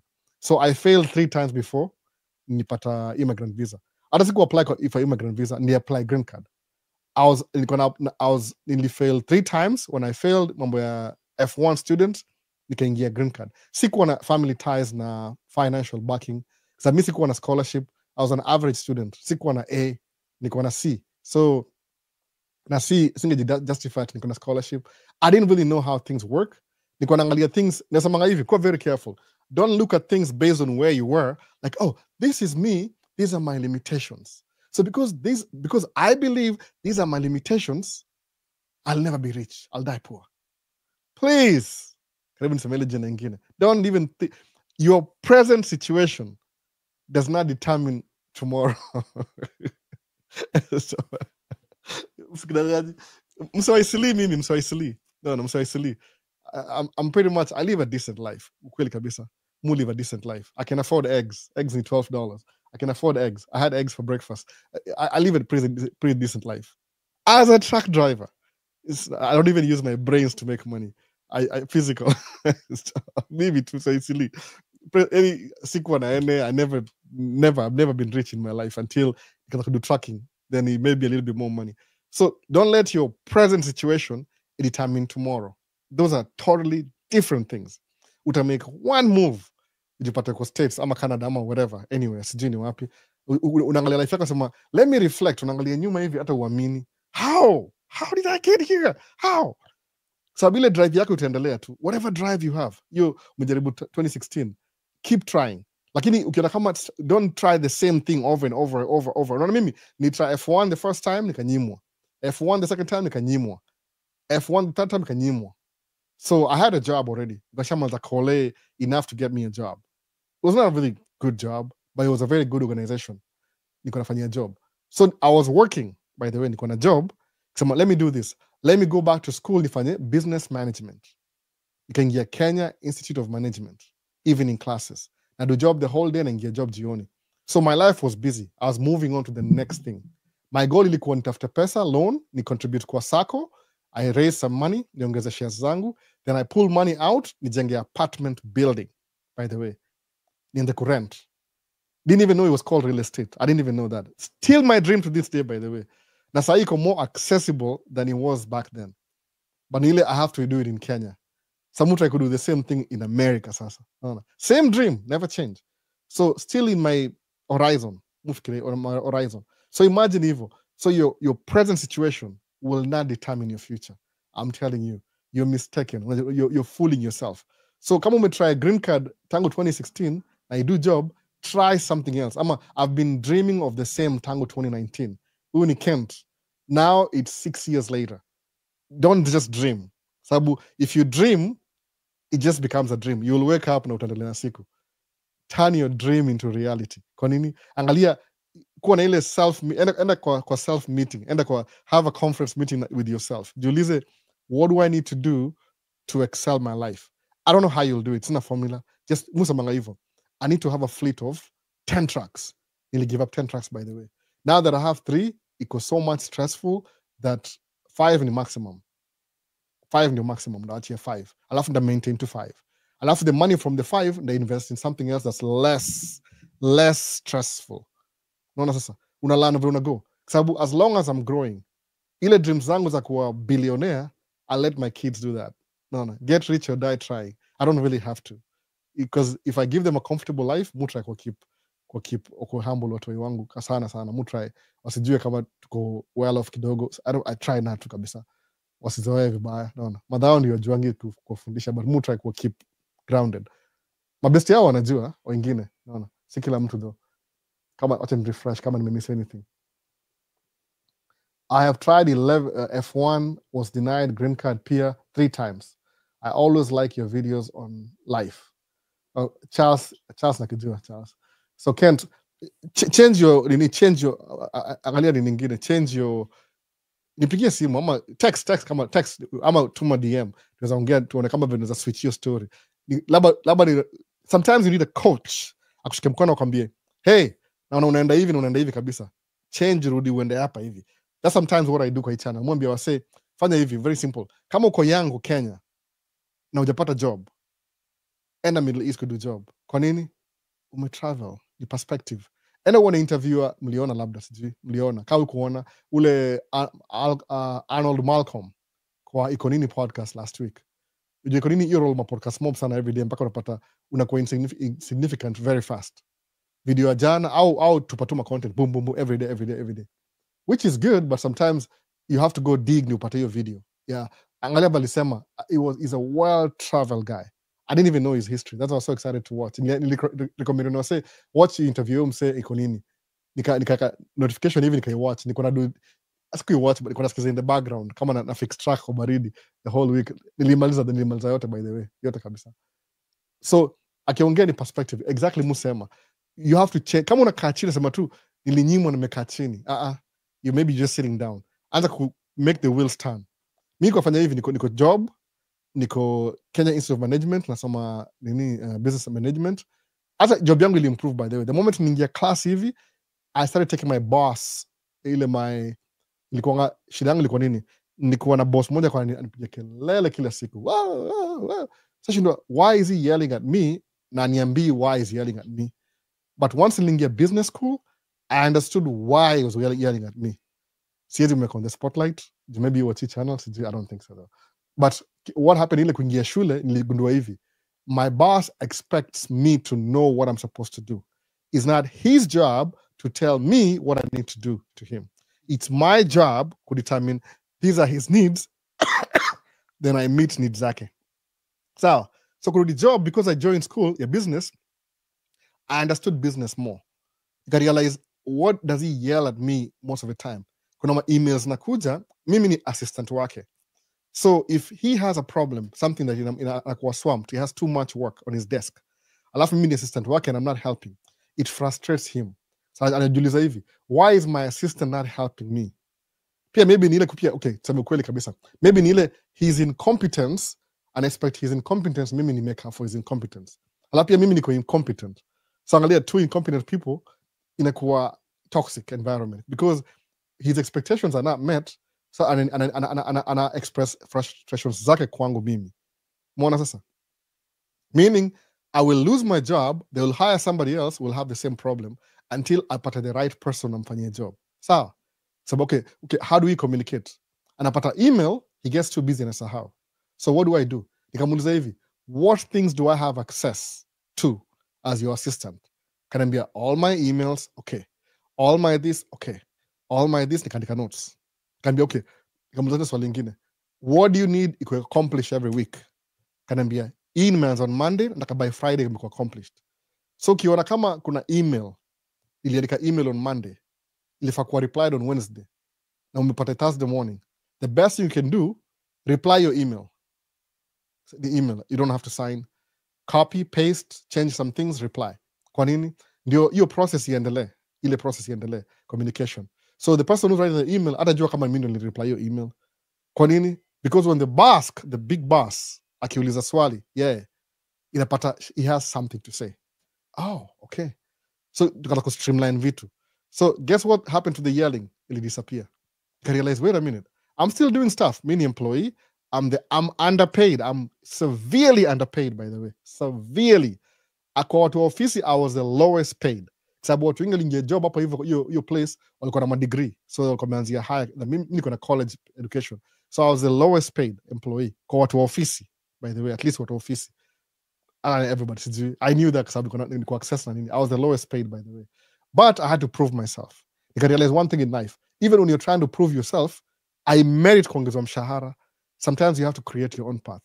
So nisha figure out how to streamline vitu kazini. I'm doing business school. Okay, job yangu imekuwa comfortable. Kwa nini? Because I had to finish my work at 4 on time on Monday, Wednesday, and Friday because I have classes in the evening 4:30. So when I leave, I make sure everything iko poor. Even my boss was comfortable. Sababu alijua if I go to Albert's office, emails iko hapa, paperwork iko hapa, kila kitu iko hapa. At least according to me. Musema hivyo. Sababu the yelling stopped. I could be wrong. Musema tu, mjinga wa mwisho. So I was doing something to change, to rectify, to remedy the problem. So, because they give up na mambo ya F1, sema hiyo mambo ya F1, I will never do it. Let me just keep doing business studies hapa hivi, ni grow. Life yangu path nyingine. While I'm doing business, while I'm improving my work environment, nika apply green card. I'm telling you the truth. Green card nili apply kama niko kwa ofisi. I was working at multiple hauliers East Africa. Nikajaza hiyo uni. Because we used to ship documents out na watu wa courier services, mapikipiki. Nikajaza form yangu ya green card, nikaweka kwa DHL. Nikatumia ile resources za job kutuma hiyo barua. Guess what happened? Ili come through. No. Ili come through. Hivyo. So I was in the process of doing something. It come through. No. It come through. I gotta finish. Please. Yeah, no, not yet, but I gotta finish. Still have questions. So it can come through. So now even so I was involved, I was doing something, then it can move to the next step. So say nikachini ngojea nasema ati I'm wallowing in my self-pity. Nipata hiyo line mahali sikumbuki ni book gani nisoma. Wallowing in self-pity. Wallowing. No, in self isiko na do hivyo. So what happened ile story ya Niku kama ili interrupt kila kitu niko na do, ili interrupt everything. Then I had to start all over. Lakini the ethics ya ku move on ilinisaidia sana kwa sababu ilipatia kusema this all you have to do sometimes, una restart. So come stakes semaje, how do I increase my income? Sababu kumbuka ni kwa job I was one of the lowest paid employee kwa hiyo job. Sababu sikuwa na degree. People had degrees, by the way. Mimi sikuwa na degree in University of Nairobi. So I realized where I was in life. Unasa hivyo. So sema umeapply 3 times, nothing has happened. Maybe the problem is you. No. Si mimi, don't blame anybody else. Angalia what things do I need to fix inipatie momentum katika hiyo. Kama nimeapply green card, kaambia tafuta job ya cruise ship. Kuna wawili mmoja wako cruise ship, by the way. Wanafikiri mwasahau. Sijawasahau, by the way. Kuna Joseph wa California na kuna Aida. Aida kaza kwa Kenya saa hii. Sikupata time ya kumpigia simu last week because I was very busy. Ilifaa tuongee naye though. Akona maswali. Anza fanya kitu, ingia Middle East while you're thinking about it. Kwa nini? When you're doing something, ina increase momentum, inakupatia encouragement. Sababu hauna time ya kukaa chini and wallow in your self-pity, by the way. Oh, mimi serikali. It's true. Sometimes we disagree. Don't get me wrong.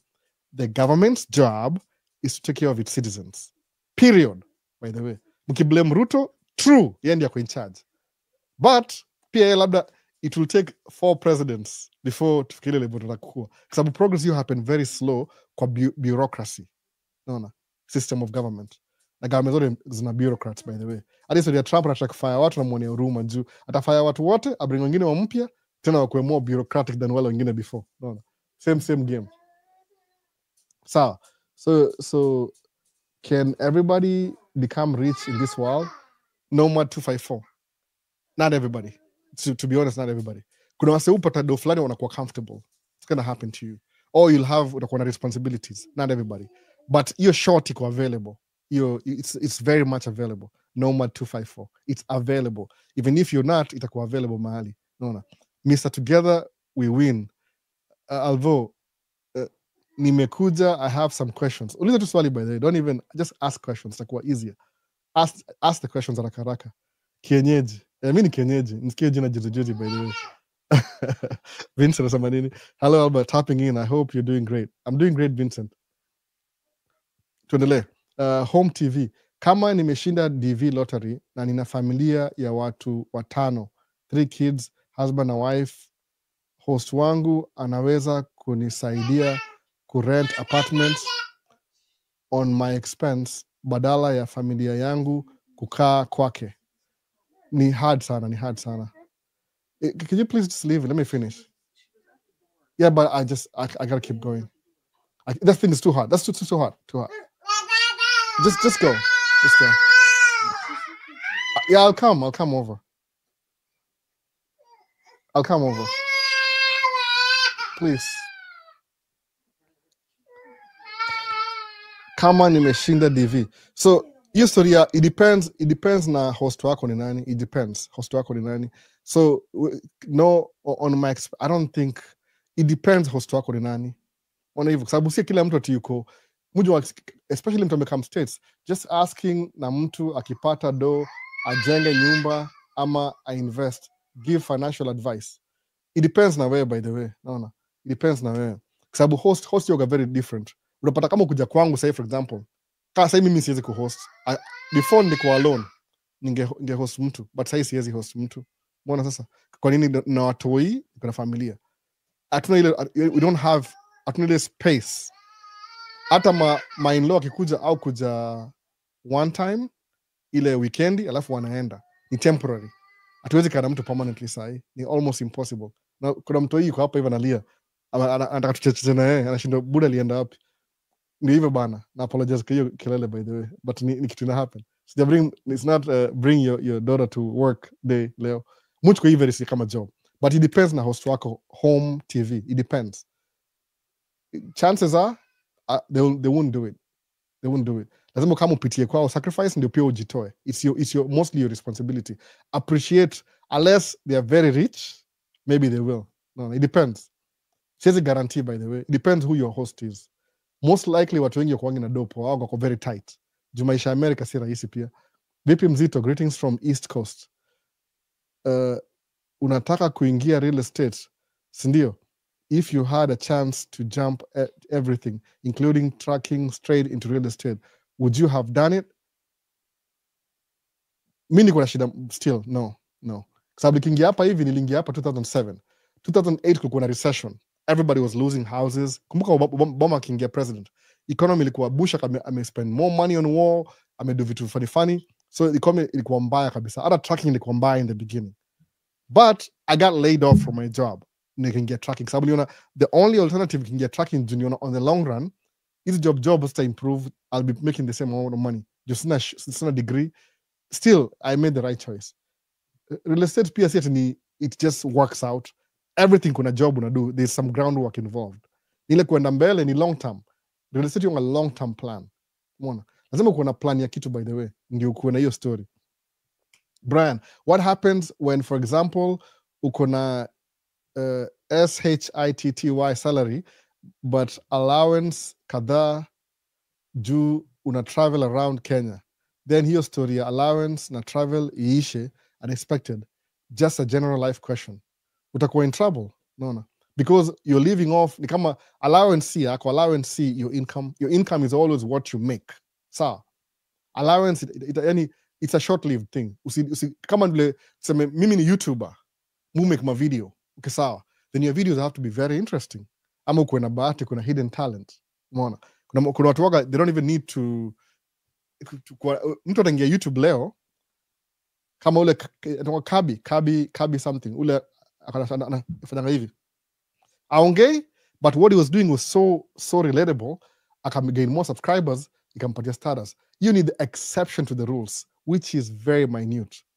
Ukiwa na hizi you have a bad salary na kuna allowances, you're lying to yourself. The best you can do when you're getting the allowances, understand this is not my money. Kama usamanga very simple. Mudu tracking. I'm a business owner. The business money in business. Personal and personal. So according to Mimi, I'm broke. But I control a business that makes more money. Money difference. So as long as a business makes more money, it will take care of me broke on this other side. Ni sheria. Siwezi explain kwa details. Hii lazima tuonge in private ni explain how that works. Lazima ujilipe kama employee if you're in business. Sabu that what keeps keep gavai akuje investigate sana and you're doing the right thing. You have to do things the way they're supposed to, by the way. America. Just try to cheat the system, they will find you. Mbona unajiexpose? So according to me, Musa, exactly what I just said.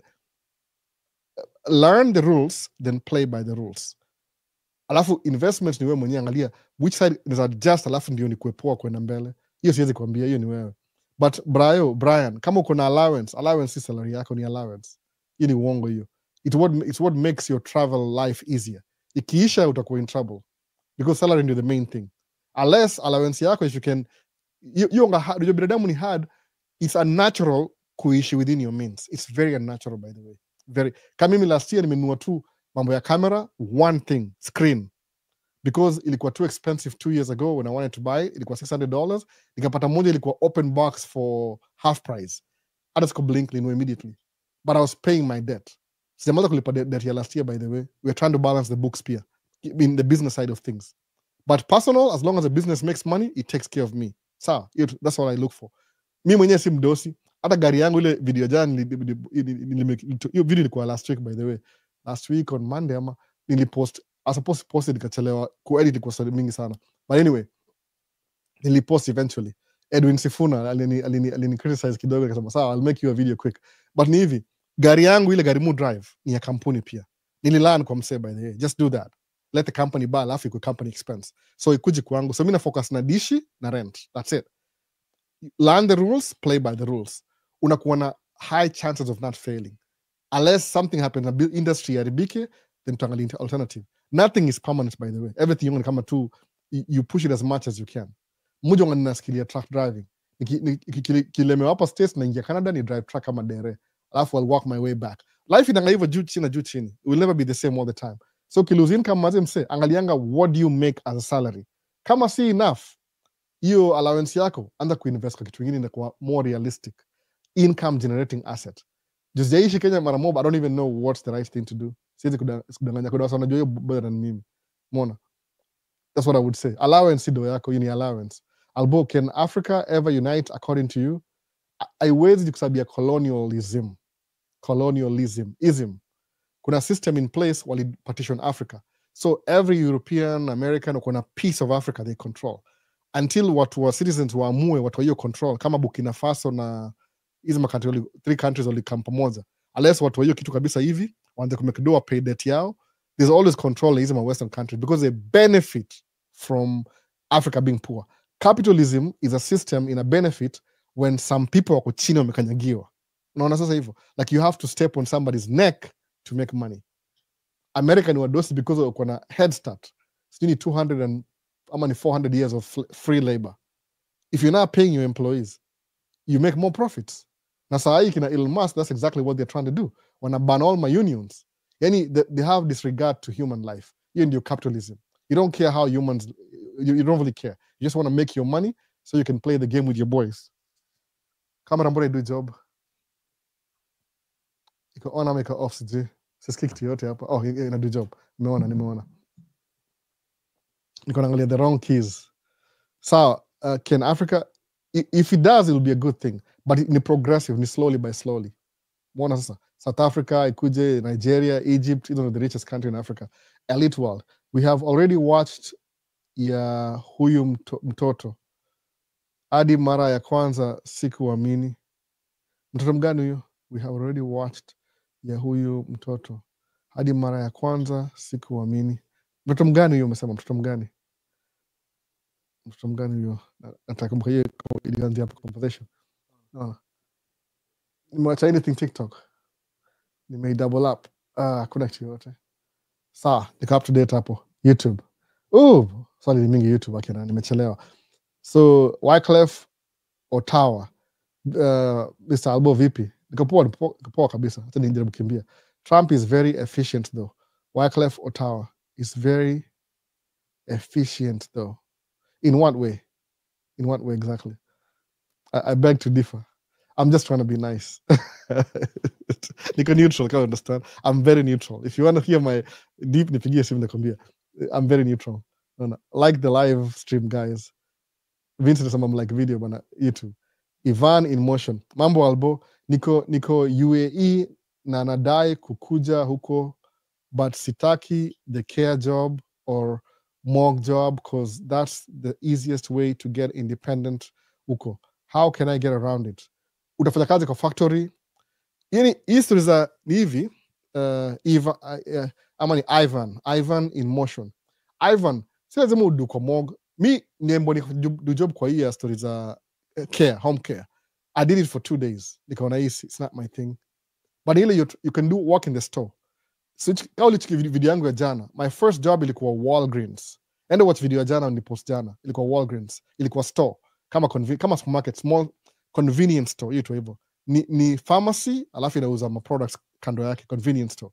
So I worked in a convenience store before. Alafu nikakuwa na factory job. So I never really had time to work kwa home care ama kwa maiti. I didn't do it. I also want kwa maiti ni ile mali umeanzia. It depends which town do you live in. Mu prefer hivi. Usishi kwa red state. Usishi kwa red state. Red state is very poor. What does red state mean? Enda will look up ujue nini. Don't live in a red state. Ni very poor state. Iko na DEI mingi sana. By the DEI ni issue. Everybody gets DEI. Hata wangoso pata DEI. But wanaongea vibaya juu they don't want anybody else to. Ni kama au pata benefits alafu wanataka kutoa ngazi hapo. Kwa baridi hapa sijui kama tuendelee tu. Nasikia kama umezima hii kitu ama wifi amezima ama sijui. Kila mtu yuko DEI by the way. DEI ni everybody. See, everybody benefits from DEI. Ni ile wale wasa wengine wana benefits, watakawa benefit alafu wanatoa ngazi. Mtu mwingine asiingie juu. Hiyo ni stupid. That's not. Everybody benefits from DEI. Diversity, equity and inclusion. Especially wakulima. Au benefit vibaya sana by the way. Hata mu benefit DEI. Kwa nini? Inasija watu ni kama wanaongea kama ile ni kama dog whistle ya kumaanisha mtu black by the way. Yaani sijui nisemeaje kitu. Watu weupe wengine wao so entitled whenever things go wrong wana blame semeaje. Let's do it simple. Wazungu ndio wamekuwa wakioppress watu weusi. So they are our oppressors. When things go wrong because they're so entitled and used to good life, who do they blame? How do you blame the people you're oppressing for your gonjwa? It's sickness. How can your oppressor blame you when things are not going right? Now uko always oppressed, uko chini yani, amekanyaga hivi chini. What do you do in your life that make life yana kwa difficult? But they do that anyway. Entitlement. Amezoea vitu za bure, bwerere. That's what I would say by the way. Muta kwa neutral. Hapa ni neutral platform. Sitaki kutoa mtu yote, sitaki kwa more left or right, niko neutral. But hiyo nasema hivyo, how do you when your oppressor is going through a hard time and they blame you? Hiyo ni ungwana kweli. Fred Machoka, ni ungwana kweli hiyo. Anakuoppress alafu when they're going through a hard time, what, you're supposed to comfort them when they're oppressing you every day? Do you have good feelings towards them anyway? No, you don't, because they oppress you every day anyway. So what happens when they feel the pain because of their own mistakes? Ni tabia mbaya ile, you become successful. Nikasema mimi ningekuwa na do tracking. Nikishajua how to do tracking, siwaambii na nyamaza. Albudu nini? Siwezi kuambia, ni business secret. I know people who say that to this day. Ni business secret. Sasa tracking ngapi? 5. How much do you make? Oh, that's a business secret. I'm sure I'm saying. I know how much money you're paid. I'm just asking you nile ni ikuwe more practical na tangible. I know exactly how much money possibly you might make the whole year, low na high. I'm just asking you for reference. CTCG najua already. No. Business secrets. I'm like, okay then. Mimi niambie ni how much, nakwambia breakdown. Kila kitu. That's what I would say na Ivan. Fanya hivi. Kuja hapa kwanza, alafu it depends mahali unaishi. Labda uliza swali nakwambia which states is favorable. Do your research. Uko Middle East already. You're halfway there, by the way. Uko in motion. Actually, when Ivan in motion, you're already in motion.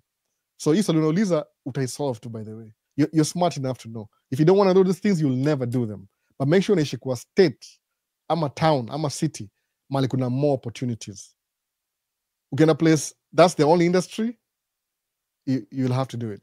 Mpaka we evolve out of that. Choice yako ndio hivyo. Si watu wachaguangi, by the way. It seems Elon Musk ndio kusema saa hizi kwa gava states somewhat kwa executive ni yeye kusema executive wasa wanagopanga hawa wako na do jua ndio wao walipa anyway. That's why. Greetings everybody. Use the Gambian. Greetings everybody. Sikumbuki jina tu kabisa. Albo, are you investing back home, and if yes, ni gani, and which business ni safe when mtu ako abroad? I don't know. Si invest Kenya bado kabisa. Zero. My first investment, Ojwang Senior. My first investment ilikuwa to bring all my family huku. That was my first investment. Second investment could buy more trucks. So I brought my whole family hapa hivi. Hiyo niko my first investment. So watu wako hapa. So sijai invest Kenya. Unless maybe nikiteam up na Mbuyu. But Mbuyu bado hiyo sema sijai team up na Mbuyu. Because Mbuyu wana kama I'm supposed to be giving him more money ndio yeye invest Kenya. Ubaya to share your profit. So tujai agree na hiyo story. So msema because he's my dad, chances are he will take advantage of me anyway. No, mi sitashindana na buda yangu. Atanishinda anyway. Siye ni buda yangu. Akona hiyo say. So mumbia to discuss ile tangible.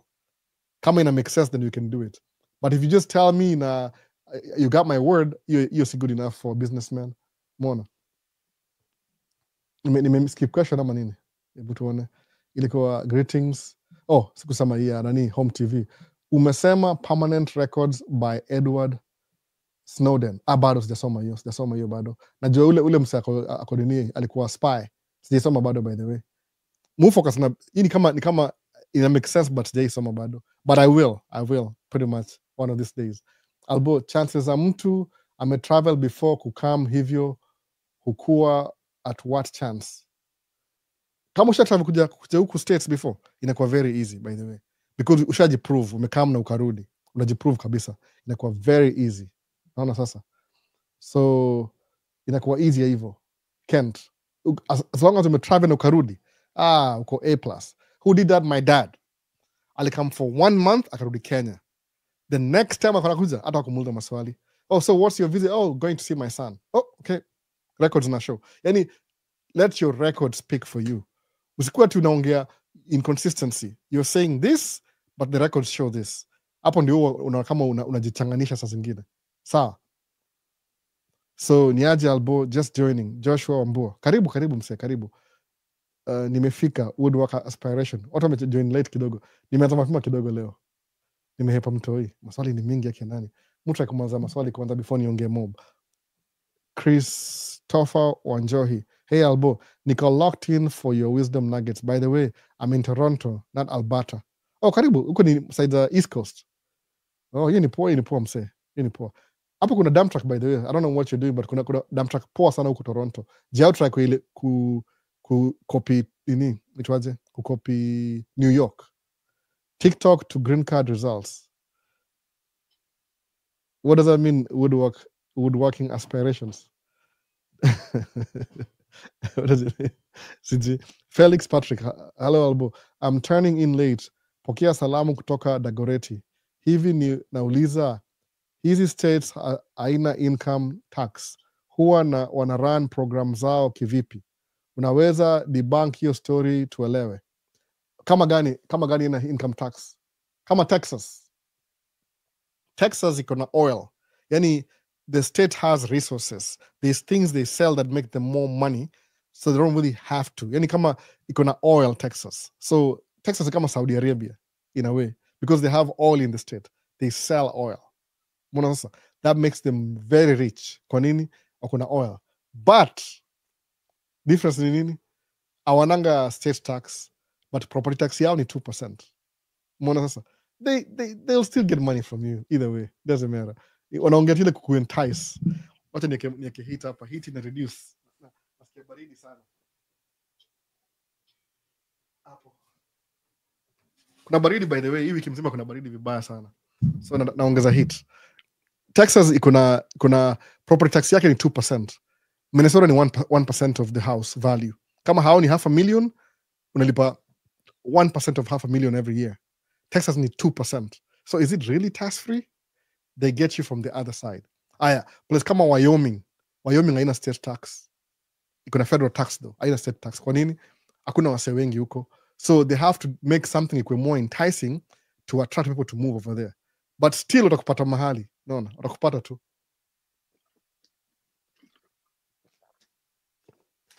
Kunywa maji.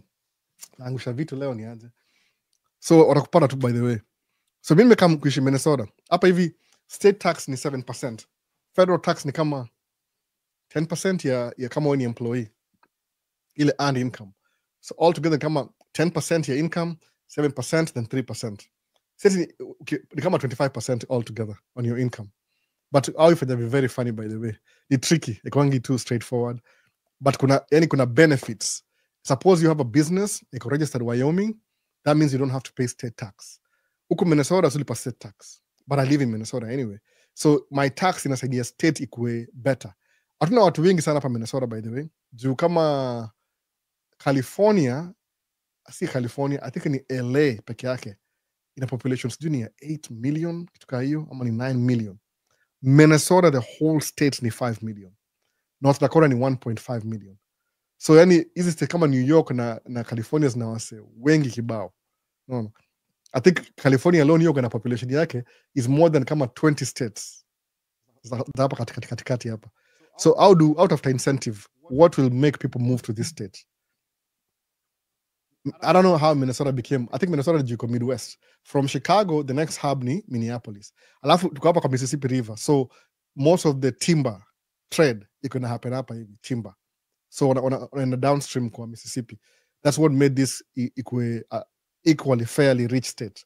Julikuwa na Mississippi River. Kwa hiyo along Mississippi River. Probably that's the reason why.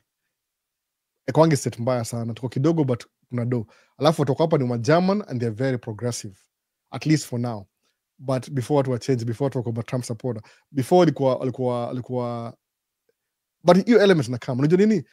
Mambo ya watu wa farmers, Minnesota got a farmer labor union. So they know most farmers in America, dini zao yield is only subsidized by the government. So watupatanga most help, welfare, ni wakulima. Kwa nini? US ni kama food security. Inataka to make sure even if they have bad yield every year, they are paid for it. Kwa nini? So they can keep producing. Sababu food security is very important kwa country. In case kuna war, suppose America you buy fruits from Mexico, alafu hizi mandizi from Brazil na nini. So outa kuensure aje, let's make sure our farmers wako active every year in case something happens, war, and we don't have to import things for food. At least you have food security. So what the government does is you subsidize farmers in America. So one of the biggest recipient wa help ya gava, DEI, ni wakulima America. Na wakulima wengi America ni weupe. So then you recipient wa DEI. DEI hiyo ungejua politics, hiyo ni ile ya dog whistles, ile ya zana Ronald Reagan. Alafu walianza kitu moja wakaanza ile walitoa itwangaje. Kuna law moja ilitolewa ilikuwa created na Reagan, nimesahau jina. But understand history by the way. Mu understand history poa sana. Hadi ile sijui mu anasoma mo kabisa. Kwa sababu mu na history ya left and right ilianzia wapi? Ilianza na Ronald Reagan by the way.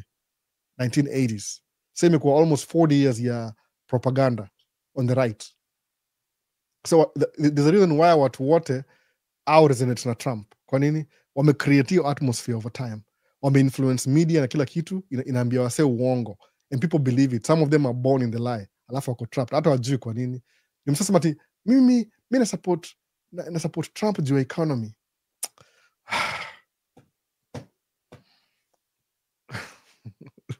Na support Trump juu ya economy. Oh my God. Usikia kucheka by the way. Usikia kucheka. Sijui niseme nini. I'm very neutral, but usikia kucheka. Una support Trump juu ya economy. No. Tuende kwa history. Why was the country in a recession when Trump was president? Who came after? Biden. What happened to the economy? It was recovering. The little Biden went the second term. Go back before Trump akuje. Who was in power? Obama. What happened when Obama came to office? Economy ilikuwa mbaya chini. Who improved the economy? Obama. Obama nini Democrat. Alafu, who messed up the economy? Trump. Who fixed it? Biden. Before Obama nani ilikuwa nini? Bush. What happened to Bush? Aliruin economy. Nani kame fix economy before Bush? Clinton. So what party was Clinton? Democrat. Bush, Republican. Obama, Democrat. Bush, after Obama, Trump, Republican. Biden, Democrat. So then you build in terms of business. Nima Democrats, by the way. See Republicans. The party of everybody else. The reason why Democrats also do nothing, Democrats nile, they don't win. Kwa nini? Wako so divided. Do you know what we include? Everybody. Inclusion, everybody. Nini Republicans in strategy, by the way. I'm not kidding. Just go. If you want to argue with me, sawa. You argue with me. I just argue now. And also my history the last 40 years on the MB. Republican Party specifically, you work to enrich the rich. That's it. You and your party are to enrich the rich. What they do ni ile out of wale watu maskini wale wajasoma, people who don't know what they're doing. Alafu wanawapatia ni propaganda mpaka wanakubali. Then they vote them in office. Alafu kama you're voting against your interest because you're not educating yourself. Unaona sasa? Okay, kuuliza mimi, which party do you go for? Musa mwini kwa nini? As a businessman, mu benefit kukuwa na Republican president. But as a businessman, sengine mu lose kama kuna Democrat president. But for the good of watu wengi, wacha ni lose when everybody else is benefiting. Umeona sasa?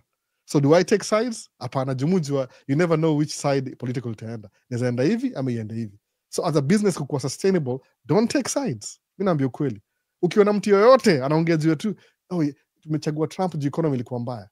Yeye ndiye ameruin economy anyway. Kwa nini? Why red states ni poor? Also, they don't want state tax. They don't want federal tax. Do you know exactly what they're saying? Is it talking about dog whistles? Also, we business people don't want to pay taxes to the government so that the poor people can benefit. That's what they're saying. Real words. But because the propaganda, watasemaje, watareverse wasemeniaje, tuseme jina ingine. Oh, we are just improving the economy for the rich. Don't argue with me. And also to history America. If you really care about this, by the way, if you really care about this, that's why in America, any city, any state, iko na democratic policies, iko very rich. So every state you contribute to federal government. When I collect taxes and they have the federal government. So most blue states don't depend on the government for subsidies. They can protect themselves. They have enough money. Most red states outpata help just to run their government. So who's improving the economy? And it's right there. You can take sides and whatever. Just study history. So history, unfortunately, tends to repeat itself over and over again. Unaona? Tuendelee, tuache na story mob ya politics. Sema album, and the question, I'm late, pokea salamu Dagoretti, sawa, tuendelee. Hivyo tu, clean kabisa. Muishi kwa blue state. There's things go available in Minnesota, au zipata Wisconsin. At least Wisconsin ina mira kidogo, but kuna wase wengi wa kulima. Inamaanisha watu wengi wako against education, or to ban the Ministry of Education, the Department of Education. Why do they want to do that? So when people learn, wanajua hizi vitu. What's the meaning of being woke? Woke, kuna dog whistles ya woke na kuna actual reason ya woke. Kama umeko kilala the last 40 years, alafu uamke, what does that mean? What am I doing right now? Nataka kuamsha ama vipi? So is that a bad thing? Kiambia waseni aje, ukikam states, sai kama uko Kenya kwa maskini, ukam states, utakuwa poa.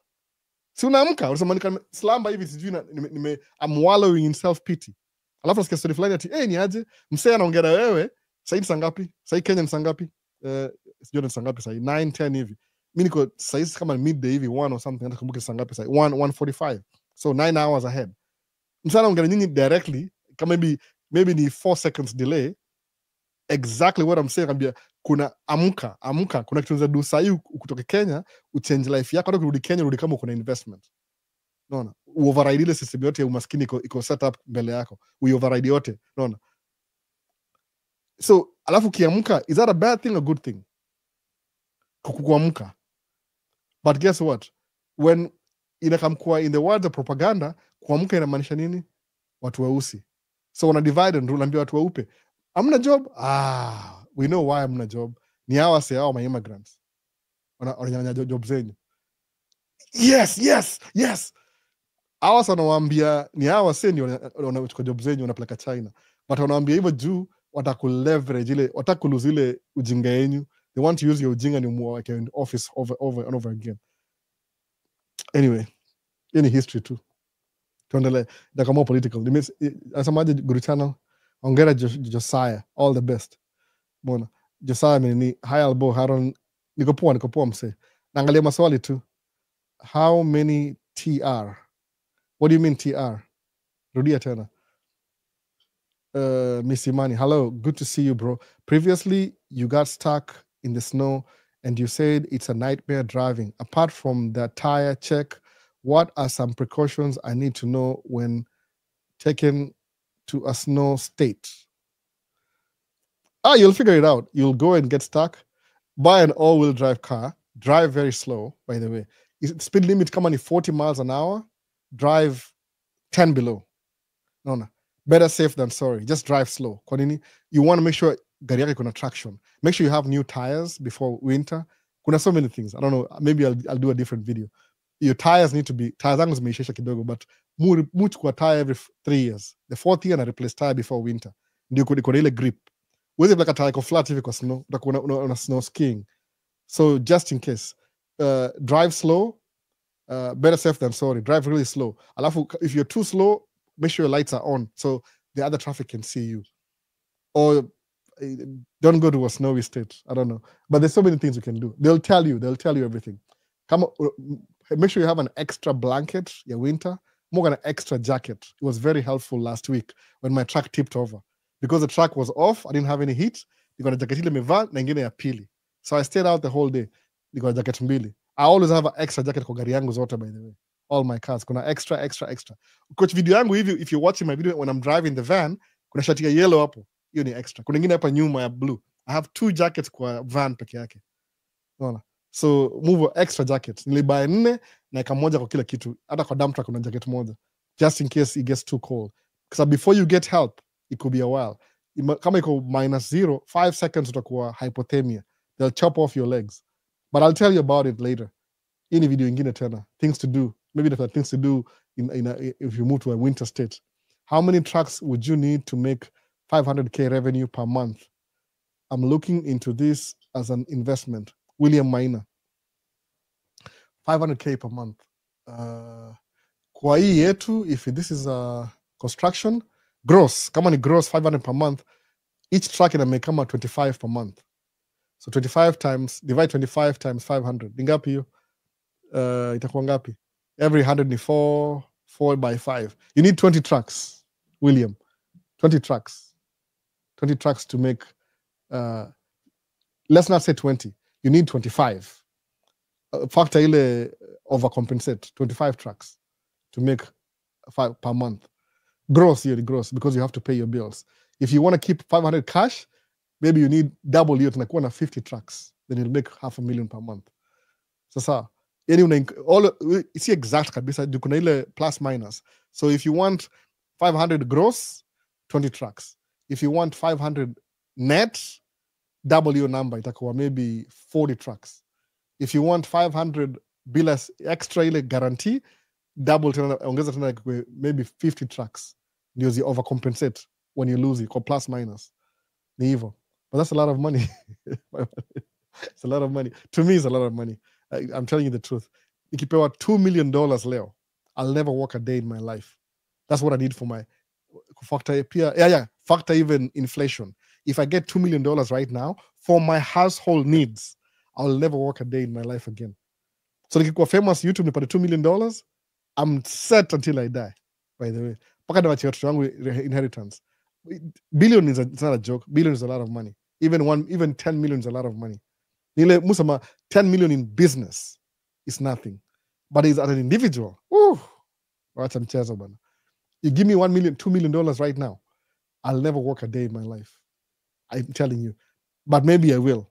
But ile just because I want to, not because I have to. Hata 1 million. Say, 2 million. Done. I'm done for now.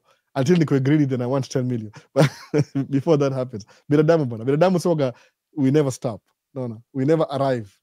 We want more. No. More. Chances za mtu kutravel, hakuna swali TikTok. Sawa, niko wapi kwa question? Niaje Albo, nimechelewa but let me dare to do. Sawa kwa one of your giveaway, I would request for one of your iPhones. Niko mtaani bado, hata siwezi kupatia hii phone iko na eSIM. Sijui kama na hiyo technology Kenya. The last phone nilipokuwa nakwenda Kenya ilikuwa na SIM card. So hizi hazina SIM card sahi. I don't even know what I'm going to do with this phone. Mostly mtu wa Kenya. But kama ni eSIM, I don't know modification ni gani. We'll figure it out. But hizi simu bado they are working. Me by the way, muka na iPhone kama 3 to 4 years, unfortunately. Because once nimenunua, as long as it works, I don't care. Hii computer natumia, hii computer ni 2008. Ni how many years? 7-year-old computer. MacBook Pro. If it ain't broken, don't fix it. So hizi labda napatia na 2027, hata sijui. Unless ivunjike, which is, but muka na simu between 3-4 years hivi. If I got 2 years, but 3-4 years hivi na replace. So I don't know. You can, it's sama kwa list fulani. If baba nasta kwa YouTube by then, I don't even know by the way. Sikizi nenda kulemewa na mtoi anataka kuniona kila siku. Amechukua attention. No. Niaje, so kwa hivyo mtaani bado, I'm not sure nakuja in a few months. F1 iko kwa pipeline. But come to buy simu yako, sijui. Labda kama ni kamera mu replace every 2 years hivi. But simu ni kama 3 to 4 years hivi.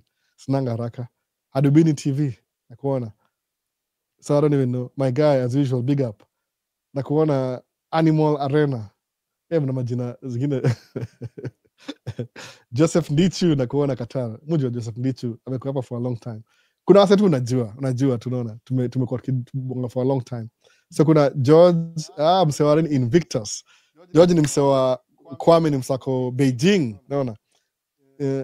Mmenipata leo 3 AM in Beijing, great vibes. So George ni mwalimu Beijing, China. Umeona? Imagine yani. Unaongea mse Mkenya kwa mtaka kujua ni interesting. Naona. So mimi na Beijing connection. Naona. Ako Beijing, yofundisha English huko, I think so. Mtafuteni. Aisha kwa do video. Sijui kama ameanza na sijui. Chosen Films, another day of inspiration. God bless you, bro. Nimeona George, nimekuona George. You come Kenya every sometime go visit. Michael Ochieng, VP Albo. Huyu Maisha States Princess amekuja ku check out the rodents. Hope you're having a great Sunday. Huyu atataka kujua by the way. Mtu mdogo. What happened ile jana ni bring up a basement. Sema, so we have more room downstairs. So amegundua, alifungua mlango peke yake akataka kushuka hivi chini, ndio madhaka kama kumchukua. Na madhaka hiyo takatuni kae na yeye, ataka kujua. Namshauri mimi na do live bana. Hiki kitu ni muhimu bana kwa wase. Niliambia wife, imagine akwa anaelewa baadaye. Why do you always do the live? Nikamwambia listen. Kuna one time niko Kenya pia mimi. Kama ningekuwa na mtu wa States anaongea na mimi engaging hivi na muuliza maswali na nijibu, that would have been the best day of my life, by the way. Sijui, you guys tell me. When I show up, by the way. Mimi najua, I know. Probably, not all of you, but utaniambia. Kama ningekuwa Kenya sahi, and I have ambitions, and there's somebody who lives in America, tuna communicate na hivi. It's a big deal to me, by the way. It's a big deal. That's why mu respect it live. Junasijua, kuna wase wanauliza maswali, first hand. Si mnaniona face, mnaniona? Huyu ni mimi, angalia. 1 finger, 2 fingers, 3 fingers. Niko hapa by the way nimekaa. This is live. Kuna delay maybe a few seconds. Angalia, delay ndio hii. Angalia, kuna delay. 1 finger, 2 fingers, 3 fingers. Niko hapa by the way nimekaa. This is live. Kuna delay maybe a few seconds. Angalia, delay ndio hii. Angalia, kuna delay. Mbona sasa? Few seconds delay kwa live. But you can ask me questions, alafu pate answer immediately. You can see me, tumekaa tuna interact. Mimi Kenya, niko Kenya naongea msako States. Big deal. Mbona vile nimesikia poa nikiona George Kwame yako Beijing. Mimi nasikia poa. Beijing is one place nataka kuenda siku moja. The fact that naongea na yeye, I feel like I'm there. I know the feeling. Nikiongea na nyinyi labda mjui. I feel kama niko Kenya by the way. Niambia Vini make videos. Vitu video zake za gari na nini. But yani, I wish I could tell him what I want to, but I'm only one audience. As nimekia video mimi, wacha make video inakava kila mtu. Guru visuals, naona. Yani, I'm saying, unafeel kama uko hapo. You feel it like you're there. Even if you're not there, you're there. Hata mind, kama kuna ile human beings wana communicate telepathic, hatujai discover bado. That's how important this life is. Kwangu mimi, naongea na wasa wako China, wako East Coast, wako Toronto, wako wapi. Ina make difference. It's important to me, by the way. Other when I don't feel like, I still show up and do it. Maybe a wife who understand it too. So mtu yoki come, and this is only 2 or 3 hours of my life today. When I'm done with the life, nakuwa namtoi the whole day. Hata akilia hata alie, nakuwa na yeye sababu she wants to play around hapa, naona.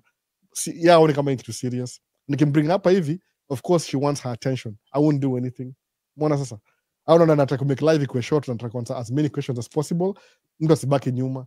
But hii interaction is very important kwangu. It's very important, by the way. Sijui kama understand. Nyufikiri labati mnaningojea mimi niwaambie. Mwongoja nyinyi mshow up. Kama juu ni reverse back and forth. Niko hapa peke yangu hivi na wase watano. I'm good. Tunaongea bado, unaona. I'm good. Sinanga time ya number, by the way, sababu numbers pia inaharibu inakuwa if I had maybe 100,000 subscribers, singekuwa able kusoma all the questions. Ziko too many. Unaona? Ziko too many questions. Nishaona live za wase. Like you have to get their attention, lazima watumie super chat. Ndio waongee na wewe, waone. I know that feeling. Kama una 1 million, you won't talk to everybody. Hiyo inakuwa kama superficial relationship. Lakini watu kama 60 sahi, TikTok kama 12, perfect crowd. Perfect, by the way. Sababu wasona come in and out. Unaona? Angalia swali. Hata mimi nasikia poa ukitokea info. That's it. Naongea msako msee juangi difference yani. Yani ile feeling ile. Kama vile msaliambia ile nilimekia video last week tunani Edwin Sifuna. Alisema I don't want to see, akasema please you're helping me. Niambie feedback. Kwa nini? I can show you. Ile bahati mbaya ni kwa wife alinipigia simu siku maliza hiyo video. Like have breakfast, wife akanipigia simu. So the next video for that, I was driving home in a rush. Niko playing ngoma. Nika record pia lakini sikuongea. So I have to modify that video. Nikaona maybe siwezi post hiyo. Juu akona appointment 10 o'clock. So maybe nikam home nikanamtoia ende kwa appointment. Suicide ya never, by the way. I don't mind. Kama ni funny, by the way. When I'm working the whole day, Monday through Friday, niko busy. You figure out how to do it by herself. But nikiki happen kukuwa hao hivi. Inakuwa sana ndio shughuli yangu tena. I don't get it. Anyway, na get your point. Kwangu yoga very important. When people show up, mnaongea maswali, I like that. Na feel kama mimi ni human, by the way. I feel like a human being. Sijui nyinyi ni aje, but personally I feel that way. No. That's why ni muhimu sangu, live ni muhimu. That's why we invest all the cameras, all the audio, na make sure ikona ndio ni siwezi ka the other side I'm almost done. Ndakona interactions though. Ile ndakwa maybe randomly interaction. Ndakona announce maybe one day before after kwa interactions ya live. Baadaye. But ile kuna restrictions kidogo, by the way. My kid is still very young. Akikuwa 4-year-old hivi. Back to tulianza Maisha States ile last year before mtu yeye azaliwe. Ndakona more time. So chosen film, what's up? Go to visuals. Mnajuana, hiyo ni poa na connection hapa hivi. Sasa mangaji mambo connection ni nini? Your net worth is your network is your net worth. Umeona? You value yako. Iko determine how many connections you have. Sikia albo you make musa mangaji per day make $1,000 a day. You can drive truck. That's my business, by the way. Mimi personally, maybe I make 40 bucks an hour kituka hiyo. So the 40 times 8 hours ama 10 hours, you need 400 hours a day as an individual. Alafu nilipe tax. Tax ni kama 30%. So maybe 300 a day times 5 days. As a driver, mujilipaka dereva, by the way. In terms of books, it makes sense. The last time jilipaka kama dereva, I was paying more. Sikuwa na write off, na reduce tax liability. But mujilipaka 40 bucks an hour every day. Kama dere ile. You have to keep those records, by the way. It makes sense kwa business. When you're being audited, it's imagine, know the rules, play by the rules. Don't make up your own rules. Business yako itakuwa very short-lived. Utakuwa audited once, uko shut down. Alafu uluzile trust na mabank, trust na gava, trust na hii. Know the rules, play by the rules. Sawa. Ikisema mungu anameki do, junajua something else. Ile pesa ya Alhal, mi ndio mu control bado. Pesa ya Albert, mi ndio mu control. So that's the thing. But know the rules, play by the rules. Muhimu sana usisahau hiyo kitu, nimerepeat mara ngapi, mara 3 ama kitu kama hiyo. Know the rules, play by the rules. Watakam F1 kuvisit ni B1 B2 visa wepewa visa know the rules, play by the rules. Don't make up anything, don't ignore anything. Itakubite baadaye, alafu itakumess up, utakuwa na trajectory. Niko very clumsy nangusha vitu, utakuwa na trajectory alafu utaimaliza, yani your trajectory utaimaliza. Couple of questions, I'll be done. Tuendele kwa Elite World. Wale mko Middle East, what's the process ya kuingia huko? No, ongea hivyo. That's a very good question, Elite World. Ongea hivyo sababu ushaanza kusafiri. Watch every Kenyan content creator kwa YouTube na subscribe, but I don't really care. I'm not special. No. I want their perspective. They understand what's going to happen. Na fika kama kuna ile connection ya Kenya. Hata kuna wengine very annoying. Let me just watch. I'm gonna hold my breath. Ni watch. No. Wanadanganya watu ati angalia vile streets ziko empty. Watu wamekuwa deported wote. Mse wangu bazee. What do I tell you, man? What do I say about that? Muskia, okay, maybe people are content creator. There's something that happen a content creator. Sometimes you're tempted. More tempted pia sama, should I make this? Kama save ni roll over. You can roll over. Sama, okay. Chaktangi me roll over. Should I make a video about this? Let me make video. Ni me roll over, nionge story, ni vlog. Sama, listen, it's stupid. It's really stupid. What I'll do nile, I will make the videos, then me roll over. I won't share them now. And I explain, I'll use it as a learning example. Why did I roll over?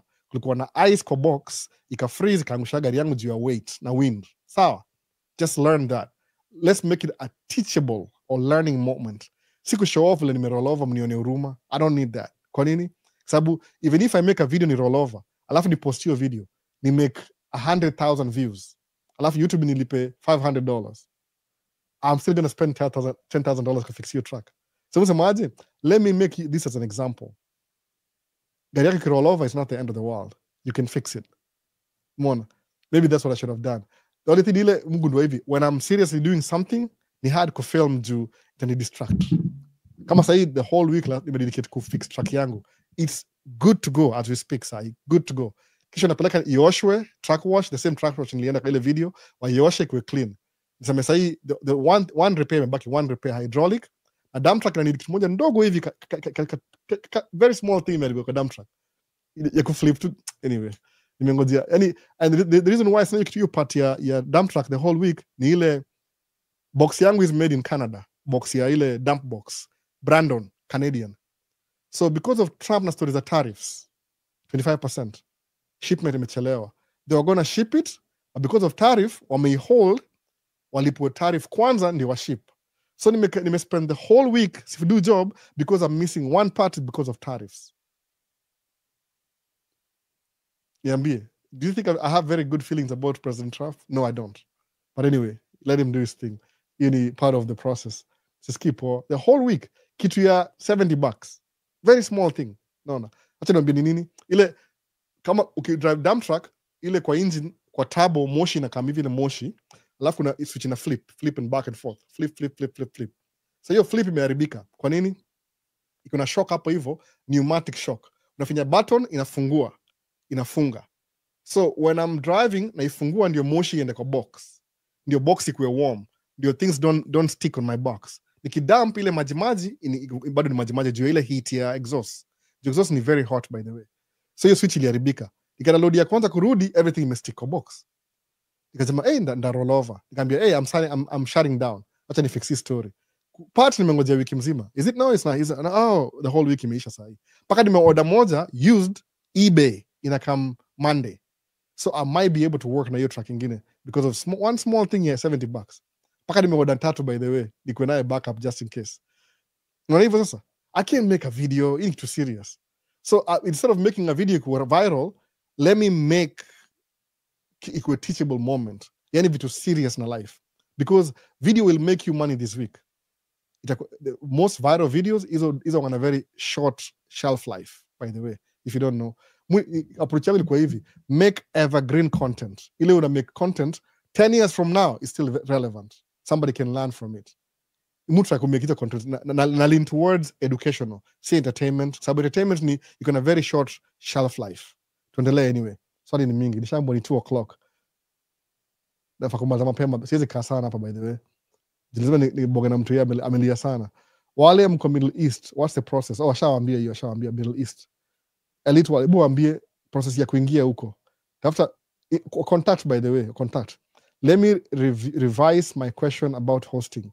If I have cash, can a host assist in funding a home for me and I pay on my own? Home TV. If you have cash, do you have cash or if you have cash? Which is which? More very specific. Sababu ni hivi, for somebody to get a house, lazima usign lease. Mimi nakwambia ukweli kabisa, in America, nobody is willing to put their lease, their credit in line to sign you a lease. Sababu, wewe utakuwa na responsibility, is like you're giving them your responsibility. The best you can do if you have money, kuja kwa host wako, wacha kupeleke huko, you take the risk wewe mwenyewe. Because you don't have credit kwa mgeni, you will have to put some down payment here 3 months in advance. Do that, then get your own place. Itakuwa poa hivyo. Alafu umake sure close na yeye akufundishe how life goes, because everybody needs orientation. Hii requirement ya green card samangaje, do you have a host? Ni very important. Kwa nini? They are trying to integrate you to the society with somebody you know. Musa manga by the way, kama green card, I think green card, when they know you're applying for a green card and you have family in America, wanakufavor. Kwa nini? Sababu green card program, enda wangalie kwa website, there's a goal. Autaka nini? They want to bring the people from all over the world whose population aina enough immigrant America. Sababu America is a boiling point, by the way. Ina wase wengi sana kila mahali. Whatever Trump says, ati inafaa kuwa white country. Hata white country iko divided. Kuna watu wa Germany, kuna watu wa England, kuna watu wa Ireland, kuna watu wa Italy, kuna watu wa Greece, kuna watu everywhere, Spanish. So it's a mixed ball of everybody. Kwa nini? Ukienda mahali uibe country and the country is functioning, lazima kuwa na immigrant flow ikuwe permanent. Shida ni ile, Europe is doing so well, they don't need to immigrate to America. Alafu Africa is not doing so well because of oppression ya colonialism. So sisi we want to come here to make a better future. Alafu turudishie pesa Kenya juu hiyo status quo iweze haribika. Anyway, hii ni politics mingi, tuendelee. I'm running out of time. Thanks for the inspiration. Wacha ni log off kesho, niko Mboka. Enjoy the rest of your day. Sasa acha nimalize maswali za YouTube nimalize.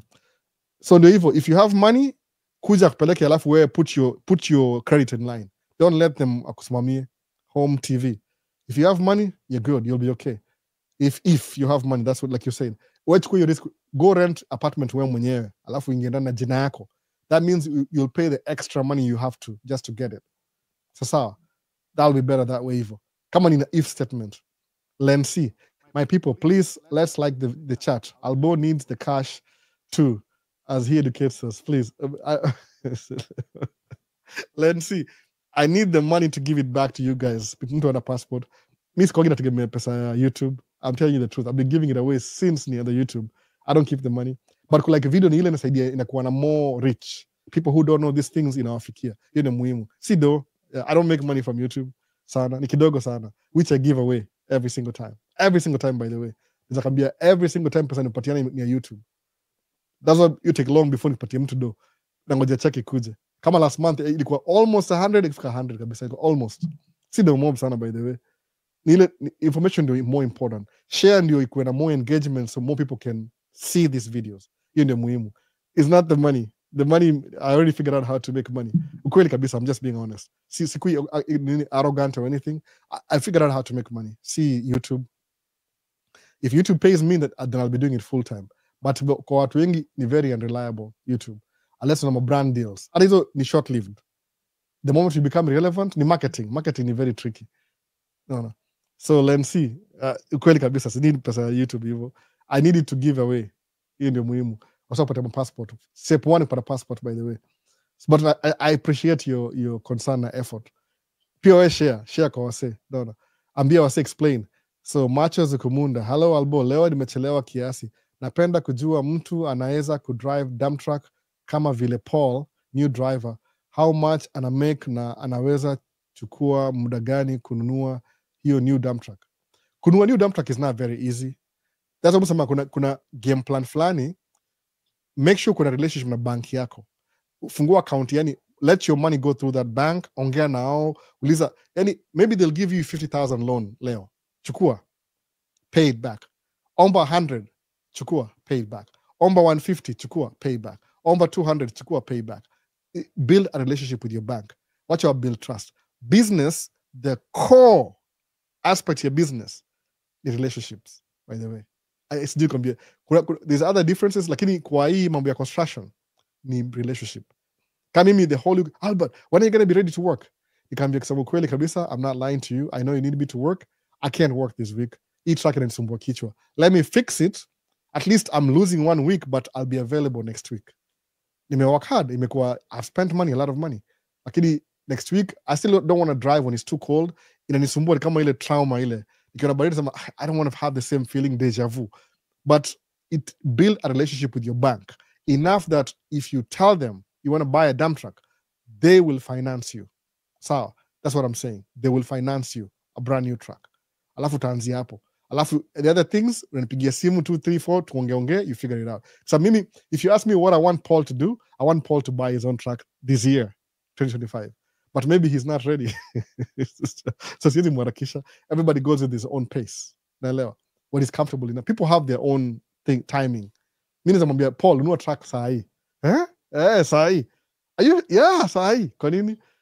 Namfundisha hizo vitu haraka haraka. Ajui, nampatia ile kama motivation. Unaona? Swali zimejaa kianani, hata nitakimbia. So ndio hivyo, build a relationship with the bank. Sawa. Tuko ndani, Dakas, Deine, Ime, big up. Mzee mzima. Thika, tuko lockdown. Carrington, nakuona kabisa, nakuona. Lazima nisome kila kitu kiandika hapa hivi. Kwanza nafanya kitu hii kwa title ya live. Hii ndio kwa description section ya Carlton Ariga. Ndio hapo kwa description bana. Iko ndio theme ya nani ya live man cave. Number 254. Al, I have a blessed day. Thank you for your insight and time. Yep, watu wameza kulala by the way. That's what I was thinking about that too. The majority Buddha niaje si uko busy. Mwaga busy all the time. Inasaidia kwa sikogi na stress sana. Move at very high level. Inakuwa very busy mpaka stress ni ngumu stick. Ni trick hivi. Nini payable report. Okay, sasa. After show ina call you nikuwa na swali majority na die help nazo. Niandikie text. After this niko very busy. After this very busy. Sini kwa track just do job but niko kuna vitu za how lazima ni do. Nichukue mtoi tukaa naye wifi na kudu groceries vitu kaa hizo ndakuwa very busy. Siwezi bonga nawe saa hii ndakuwa sitakuwa na nini. Labda kesho hivi, kesho. Jubana na kuosha gari maybe na kuna time kidogo kesho. So how do you build Bob? How do you build Bob? Mr. Suras Junani Billy Bob. Chosen film, doing well. Thanks Guru. Okay, so hiyo ni swali zao. Live from Siakamau, Daniel Muli. Nakuona Daniel Muli. Daniel Muli amekuwa hapa for a long time. Namkumbuka Daniel Muli. Mse wa F1 ama alikuwa visiting visa. Dennis Solitei. Which are the warm states in terms of weather? Florida, Texas, Arizona, California, South part, the warm states. Hizi zingine kuna, alafu inakuwa cold as you go up. So Florida, South Florida, maybe Alabama, but Alabama is a poorest state. Utakwenda ubaguzi. No. But Florida, Texas, anything south, karibu na the Gulf of America, Mexico, America, I don't know, whatever. I don't know which is the official name. Sikuwa joti executive body na change jina ya Gulf of America, but anything south itakuwa slightly warmer than north. Minnesota is the coldest, by the way. Coldest, sijui kwa nini. Path ya baridi inapitia Minnesota kwanza. Ni funny, Wisconsin iko right next to us, but iko warmer than Minnesota. So I don't even know. Ile maybe path ya wind in a flow. Inapitia Minnesota kwanza. Ile ya Canada. But warm states ni south. Florida, Texas, Arizona, California. Hizo tatu kwa guarantee. Hauta hiyo na snow. Maybe once every 10 years. Maybe. Whether kichizi. Those are the warm states. Well, ni Albo. Derek Jenga Samanini. Guru Visuals. Chosen Film. Nice to hear from you. Onaongea stori zao. Hata niskipiza. Maswali ni mingi. Haron, it's true, Albo. Oh, sijui kwa nini. I wish ningepata hii question immediately. Justice, hi Albo. How would you invest that 2 million to ensure you don't work again. Just what I could do. Like a 1 million kwa shares. This is exactly what I'm going to do. Definitely, let's go 1 million yako kwa ile high yield savings account na make 4% hapa. Alafu hiyo 1 million moja na ile 4% ya amekata 7% investment, stay touch kabisa. Alafu milioni nyingine ndanua S&P 500, ma stocks. Alafu 500 ndanua na real estate. Maybe I'll pay off one house, ni pay off completely ile mali tunaishi. Then I'll keep driving truck. So because my house is paid off, niko na hiyo 7% ya 1 million nyingine, all the truck money itakuwa tu ya investment. I'll be having so much fun. I won't stop working, I'll still work. I lied about that. But now itakuwa eliminate my expenses. Sababu ile interest ya 1 million, it will pay for my expenses. Alafu how itakuwa paid off. Alafu hiyo my shares zina grow pole pole. 10 years from now, maybe nitakuwa na 10 million. Mbona sasa? Those are the kind of things I will do. It's already in my mind. Kuna plan already by the justice. Nimekwambia tu ile in brief. Ile just to be fly by. Ndio hiyo basi. No. That's exactly what I'm going to do. I'll invest, which means it's not really 2 million. It could be 10 million 10 years from now. But I don't have to work because I need to work. I'll work because I want to. In the difference. I have time. I pick and choose. Like when I get construction, I May, September, I shut down. 6 months only. 6 months only. Yes, it's true. The interaction is very beneficial to us back home and inspires us to come there and change the narrative back home. She may not understand. She's never been in such a situation. That's true. Na yeye mwenyewe ni maskini, by the way. Ni maskini sana, lakini ni vile tu inchi yao. Kama uko inchi yenyu na uko Amerika, auonangi umaskini mpaka utoke nje. Auioni. Unaona? Wife hata ana investment, hata yoyote kabisa. Anakaa tu na mimi. Naambia, you think I'm your investment? Aujui. So aga very replaceable. To the left, ajoangi hiyo. Anaweza ni replace kesho. It's injustice to have 60 of us watching and likes in 31. Duke of 10. Sasa like in the video. Make Duke of 10 ako encouraging. Ni engagement, by the way, ni engagement. No. Ni engagement. Please. Wase like video ni kuna engagement. Like to click usahau. One time. Inafani kuna graphics na camera sama hivyo. Like video. Ama na upper body ya kuni remind. Niaje Albo, how did you decide on living in that state? Linux, my sister was here. My sister. So nikuja hapa hivi, host. Ilikuwa iko determined na host. Nikuwa na makuzo na my sister, somewhat like some family friends, family members. So ilikuwa easier to integrate around people that I'm familiar with. That's why I ended up Minnesota. My sister alikuwa hapa. Alikuwa naishi Tennessee, akamove hapa hivi kuishi na best yake mmoja. So when I came, I live in my sister's college mate kwa nyumba yake. Then nika meet Kuzo. Kuzo pia alikuwa mgeni pia. Akahama kwa nyumba yake. So nikaenda kuishi na Kuzo, tuna split rent. Sababu tulikuwa wageni sisi wote. Fact ilikuwa my sister was here. Alikuwa Tennessee akamove Minnesota because alikuwa na more opportunities hapa hivi. So because she moved here, I was comfortable kukuwa around my sister. Then akaniwacha hapa akaenda New Jersey. But I mean, I was so used to it, nikaendelea. That's why. Ni host. So, Minnesota ni host too, by the way. There's nothing special. Kama ningekuwa na technically fa kwenda Boston, Massachusetts. Ningekuwa msomi ningeenda huko Boston. Ningekuwa university, ningekuwa na Ivy League school. Masters kwa nini Yale ama Harvard. Mimi niko msewa book, by the way. Kama labda mjuagi. Okay, nimesahau nini hapa, hebu tuone. Did you and your family make peace? Tuko tu vile tuko, by the way. Family in family. There's no animosity. Ni ile tu, your family will do you bad, but it's family. You never ask for them, they're always there. So tuko tuendelea tu, by the way. Hakuna distance more, but tunaendelea tu, naona. To get those contacts, is it that easy? I really like what you're doing and would lock to that. Henry, contacts nile you build, kama sasa kuja hapa kufanya kazi construction, for example, Paul nimemintroduce kwa kampuni, he got a job. Ikambia Paul, hii job as an employee, kuwa very efficient, hata pretend, no, fake it until you make it. Kuwa so efficient, on time, nini. So when you buy your own truck, they will lose a driver, but they'll gain a contractor. Kwa nini? Because they know your work ethic. Build, even if you're pretending. Because Paul is building a relationship now. So akitoka nje they'll still respect him. Kwa nini? Akuambia I'm very effective, aliwaonyesha. Sawa. So ile relationship will create that trust over time. Kama mimi so got a very good communication na hii kampuni. Sometimes watu wakinifinya, mimi naambia, hey, you used to do that kitambo, na track tatu. I have options, by the way. I don't have to work with you guys. Naweza work na mse mwingine. If I keep coming back, there's a reason why. So tafadhali, easy kidogo, easy. So I cut ties with my bro for 2 years now. You don't have to, by the way. Familia, don't expect them to apologize. Be the grown up, alafu interact.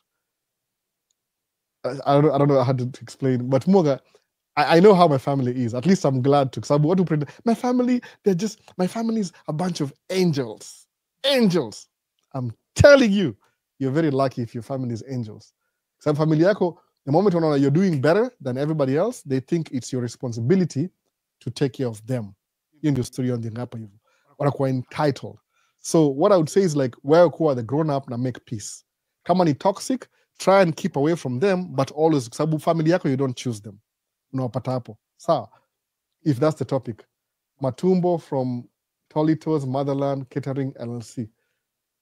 Tracking is not for everybody, but kudos to you. Yeah, it's not for everybody, by the way. I'm talking about my personal experience. If you take this venture, this is the steps you take. But and I encourage, we need doctors, we need lawyers, we need in the community, doctors, lawyers, watu taxi driver, we need everybody. I'm just speaking from my own perspective. I'm safer kwa hii space here tracking because that's what I do. Can you tell me about nursing? I have no idea what they do. Kimbia scrubs. I don't even know what they do. They get their steps in, my iWatch steps in. But I don't really know. So we don't get it from my perspective. From what I know, familiar. We need bankers, we need people in every field, by the way, every field, if possible. Community kuna kila mtu daktari, nurse, siko tu kila mtu ni nurse, kila mtu ni truck driver. That's not the best. Tukue ile diversity, DEI, kila mtu. No. So I cut ties with my brother. You don't have to, true. House tracking in Miami for a person who is studying. I'm not so sure Miami, I've never lived in Miami. But muski ni kama similar to New York, kituka hiyo. I'm not really sure. I'll be lying to you. That's not a connection, by the way. I wish I did. Sometimes mood fanya hii channel so I can connect with people, but kuna wasi pia wananyamaza nao tu. Aongee. So I'm not so sure mse wangu Marcos. I don't know how Miami is exactly, but it's pretty similar to sababu ni US bado. I'm not so sure. So tracking is not for everyone. I agree. The one thing I've learned, what you like, turn into finance, solve a problem. That's what you do. Yeah, just monetize. Monetize anything you do. Kama wewe ni nurse, don't just be a nurse. Fungua group home.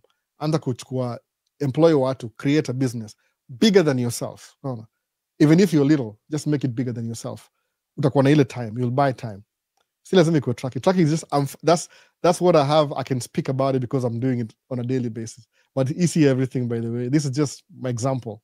Mona. And it's very easy. It only takes hakuna brains hapa. There's no brain power. You just hold the steering wheel and you drive. And a little bit of business knowledge. A little bit, very little bit, by the way. So niaje, did you decide to nishamaza hiyo Linux? I moved here because of family. My sister was here, then she left after 2 years. Akadi abandon. Ajai rudi, by the way. You come visit and she warm states, a little bit warmer. Watu mko diaspora like Albert huwa mnatu save tu sana. You take us to places we have never been without a visa. I appreciate for your effort, bro. Johnston Elafa. I appreciate too. I would love to, by the way. Nilisinanga time siku hizi. I have a little young kid. No, 1 year old. Ako na ile attachment na mimi mbaya sana. Nikipotea for 1 hour shinda niko wapi? Where is dada? No. That feeling. Ya kukuwa hapa hivi ya nini? Ya Qatar pia, we appreciate your life. Much respect album. Alex Kinyo. Kama Qatar, you're on your way. Wasinga kwa States walianzia Middle East. Sinajua hivyo mse wangu Alex. You know, I don't have to tell you. You know. Unajua, Middle East is more developed than America, by the way. Ukienda Middle East, America na kwa third world country. I'm not kidding. Ile tu system ya ile ku-integrate, America iko poa kwa sababu eventually you could be a citizen. Middle East, that will never happen. Hiyo ndio difference sasa.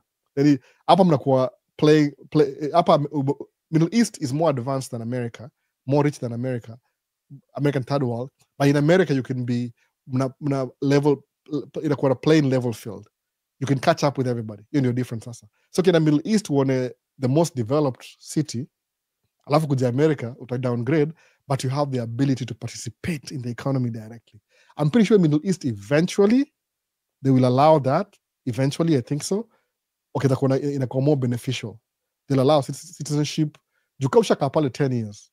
Ni kama ni experiment they're doing. They will allow that, by the way. You contribute more when you're part of the society. Kama wewe bado ni employee, unakaa unaenda, they're losing something. They're losing something. Umeona? So Alex Kijo uko njiani. You know these things. Come on. Hebu enda kwa mall unipige picha ya mall, alafu compare na hapa mall ya America. Please. It's a joke. No. So play by the rules like Kendrick Lamar. Alisema hivyo? Sijui. Kendrick Lamar. Ile controversial. Alisema hivyo hata sijui. Maybe, yeah, maybe. So hapa hivi nini imesahau nini hapa hivi? N270 Unity. How is the competition between Somalis and Kenya and Minnesota? We're all one community, by the way. All sisi ni East Africans. The moment you come to America, kama ni mtu mweusi mnakuwa na hiyo brotherhood. Usikuwe na uchungu, by the way. Hii ni brotherhood. Sababu we know everybody looks at us as the same group. So kuna ile brotherhood. We're all brothers. Mimi sikonangi any Eastern Africa, hata Africa in general, sisi ni brotherhood. Hakuna competition hapo. Hata wale aujida yao ni wanakaa kama wao ni Wangoso. Unamwambia sema tu wewe ujui. You'll get your NIGGA wake up call one day. Utajua tu. Tracking is not for, okay, nishamaliza, agreed. One thing sasa niko up to date hapa TikTok. Matumbo from Tolito's Motherland Catering LLC. Matumbo, Motherland. Kuna restaurants ama nini? What do you have? Naangalia kitu Tolito's Motherland. Sasa naona hivyo Matumbo. Nikanjaa. Leo nakwenda kwa Jojo kukula Kenyan food leo. Mbaya sana, by the way. Leo lazima nikule ugali leo. We don't cook ugali in our house, by the way. Tunaunga na kila kitu. Hawatoi. Leo wacha tu. Napika nikule peke yangu. Sema I'd rather pay somebody Jojo animeke ugali haraka. I mean, na support business yake pia. Na support business yake nikibuy dish huko. And it's good. It's good. Maybe video next nikipost sometime next week. Ndio post nimeanza video moja kwenda kwa Jojo on Sunday, last Sunday. Sijamaliza edit, by the way. Video last week. Unaona nimechelewa. Last week nimechelewa. They post this week. They edit. Sijamaliza edit bado. Nilimake video kwenda kwa Jojo last week. Mtaona mpaka nikidishi everything. Hata leo na make kingine tena times 2. Unaona? Jojo pika dishi poa sana. Itonga Tamu Grill and Catering. Iko downtown Minneapolis, Riverside. Naambia address. Unaona? Is still there jobs for newcomers there? Any job? Jobs. They're always hiring. I'm saying. Kidding me? Job haziwezi isha. Unaona? Hapa ni Sam from Burnsville. Big up for representing us. Karibu bwana. Headmaster Sam, siwanze YouTube bwana, tafadhali. I'll teach you how to do it, please. Kama uko US, you want help kuanza YouTube, my limited skills in the last 2 years, I will share with you how to do YouTube. Please. And just do it. Don't hakuna perfection. Burnsville, please, anza YouTube bwana. Your skill, whatever you know, people need to know that. Kama uko na hiyo time, that is. Mimi kama uko states, anza YouTube. Please, anza YouTube. Hata kama ni don't go for the money, enda for ile share your information. Naona hata kama ni TikTok, anza tu. Nimeanza question kweli, ilikuwa nini? Alboni aje out of talk kidogo. Huko hakuna kitu ya out of talk. Hii ni Q&A, iko Zachary Ngigi ni open. Hakuna hapa ni Q&A, nimeita Q&A. Hakuna ni Q&A straight up. Huko US venye inakuanga legal. Ni aje? Out of talk kidogo. Huko US venye inakuanga legal, then what? Ujamaliza swali Ngigi? Ama mwendelea mahali? Ni mwana mahali? Inakuanga legal. Ama unamaanisha nini? Unamaanisha ile step ku smoke na nini? Iko legal. Iko legal kabisa. Bora usi drive. Yani ni funny. Bangi iko legal. Very legal, by the way. But ni legal on ile nisemeaje? There's still rules. Vuta bangi yako, but don't interact na law. Usidrive gari, usichape mtu. Please, don't get it twisted. Vuta bangi kwa hawa yako legally, but don't drive. Utashikwa jela bado. Si ati ni legal maanisha do whatever you want. Hapana, bado kuna sheria. Ni legal lakini kama unaongejea hiyo, by the way, Zachary. Ni legal lakini kuna ile restrictions bado. Don't usichapane na law, jua limits. No, know the rules, play by the rules. Na insist niyo kitu kwa theme ndio mkumbuke. Know the rules, play by the rules. Ama kwa title ya hii live maybe itakuwa poa hivyo. Know the rules and always play by the rules. Utakuwa sawa. Usijimess up by vibaya sana. Utashangaa. Albo, if you want to invest in the truck parking, how much does it cost? And what about cash, car wash too? Hassan wa Isa, hizi stories za truck parking lazima unge na specific city. Kuna process before. Actually, kama mimi sahi, I'm in the process ya kutry ku reach out kwa cities. Naambia, hey, this is my proposal. Alafu uende waivotie kwa body yao of commerce. The moment napata, I know the location, but ni hard to go through bureaucracy ya government. But I believe penye nia kuna njia. Car wash is the same thing too. Lazima ukumunga proposal. Yani it's bigger than yourself. Gava allow, then you go for funding. Actually, if Gava allows you, they might even give you funding. Alafu walipe pole pole. Kwa nini? Because it's taxes to them. So nile, I have the idea, but musa mangaje, let me look at it from a business perspective first. Ile, if I get a chance, nda penya nayo.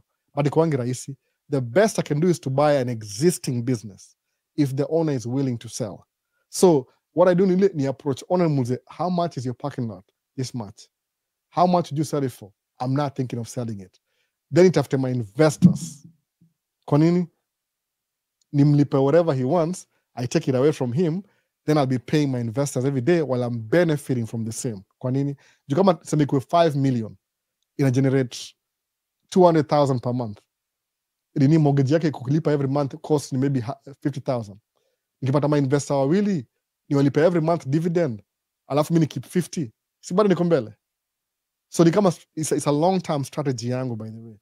If it works, okay. If it doesn't work, but I'm looking around. It's very complex in a way because I've been involved bureaucracy. Sika tracking on track unaanza, unachukua license, a little bit more complex. Sababu ni real estate, lazima ikuwe govern na hiyo city and what they desire. Iko kwa industrial park. So what I'm thinking ile ni Musa manga hivi, Isa wa Hassan wa Isa. Kama kuna do come to invest. But ni hivi, what I want to buy an existing business. Naelewa, existing. Ile kuna, it's already in operation, nijue manamba za kila kitu. I don't want to venture. I want to buy an existing business. I'm eyeing, ile nakapoa pale, na ile nakapoa. Kama nda build, ni build ile place iko na very low cost, it's just beginning. Alafu ni build over time, you do marketing, which I will sell after some time, ni buy ingine karibu. You want to buy an existing business. Alafu buy existing business, hizo happen chini ya maji. Azikwangi kwa wanatangaza huku juu, lazima uko insider. That's what I'm trying to do. Iko na hiyo nia though. Hiyo ni one of my thing. I'll sell it too, by the way. Saka nice, I'll sell it. What issue makes a person to become homeless? It means that there are not enough jobs for people. We can't, there's nothing homeless. Homeless ni ile, patamsia kwa mgonjwa, maybe they are sick. Ameenda house, akona debt. Ametoka nje, bado ni msika, haipata job, ana housing. So while they're working through your process ya kupata housing na ku reintegrate kwa society, unapata hakuna help. So anakuwa homeless for a while until he gets help. It takes time. Unapata anaenda up homeless for 3, 4, 5 years before help ikuje. Akishazo hiyo lifestyle ya kuwa homeless, anabaki hiyo ndio kwa normal. Yani it's very hard, it's very easy pia kukuwa homeless na job ziko. Ni vile tu watu wana situation. Kama wewe ni managing director wa Target, for example, una making 60,000 a week, is very figure. You're making 200,000 a year. Sawa, wewe ni manager. Wewe ni executive. Alafu uko mgonjwa. Maybe ulikuwa mgonjwa uko in a coma. Then your wife moves on, akuache, watu wao kuache, waende kwa back to their family, waende kuishi huko. Then you get out of, after 2 years to get out of hospital, alafu waende kwa hizi ma transition houses, maybe ma group home, for 3 months, pesa yako ya insurance iishe. Then you have to go somewhere. Waende kwa gava kwambie, kuna waiting list. What do you do to end up homeless? Because somebody like you, uwezi kama mwende kudu job McDonald's, sababu your previous job ilikuwa nini? Executive wa Target. That's what makes people get homeless. Seti kitu jobs are not available.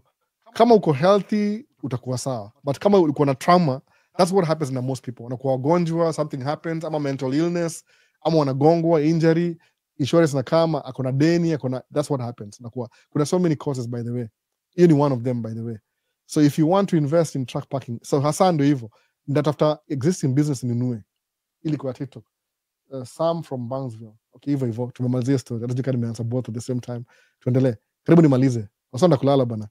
Watu wapige ma likes bana. Johnston Muhini amesema hivyo. Albo, we appreciate all you're doing and hope I wish we all will cross over to the US and change where we come from. That's true, by the way. That's true. Johnston Muhindi. That's very true. Opportunity. Know what your target is. Musema, even if I die broke, sawa. Watayongo wataendelea hiyo legacy yangu. I don't have to do it. Somebody else will. No. Kama kwa ile example ya Bible, kulikuwa na ule msaitwa David, king, na Solomon the son. David never built the temple. Solomon did. And I'm just kama example ya what the book says. So kama kuna criticism, I'm just touching on a story that I'm familiar with.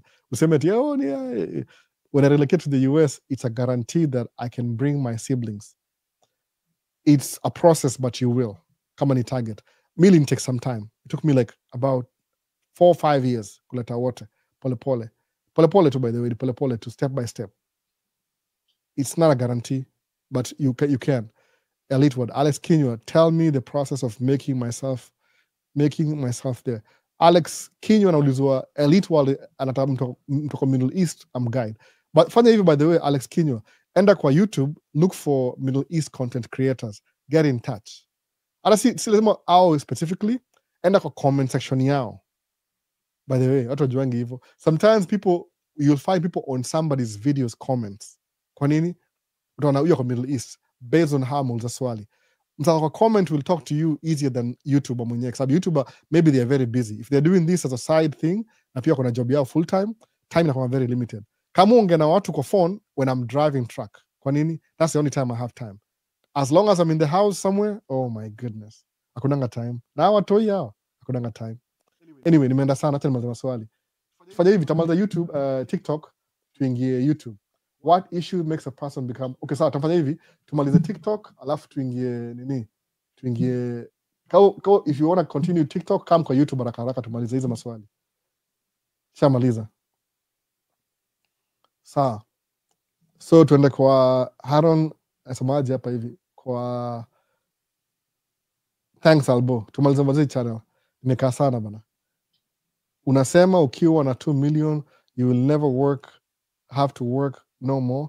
Can you give us an example exactly what the plan after that? Hassan nishaisema already. Yeye ndo sikia ingine nishaisema already. Nishauliza hiyo swali. Nda invest $1 million, alafu nda invest in, alafu I'll keep working still. But I don't have to work for a living. I'll work for fun. No. Nasikia kuna some people are complaining about system tax inakuuliza complaining about system tax. Nitakuuliza DM. Sasa. System tax.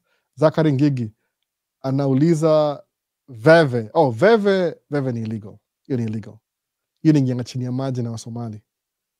Alex, Veve ni illegal mbaya. Bado ijakuwa au ingisha sijua Somali ingisha ngaje. Bado ni illegal.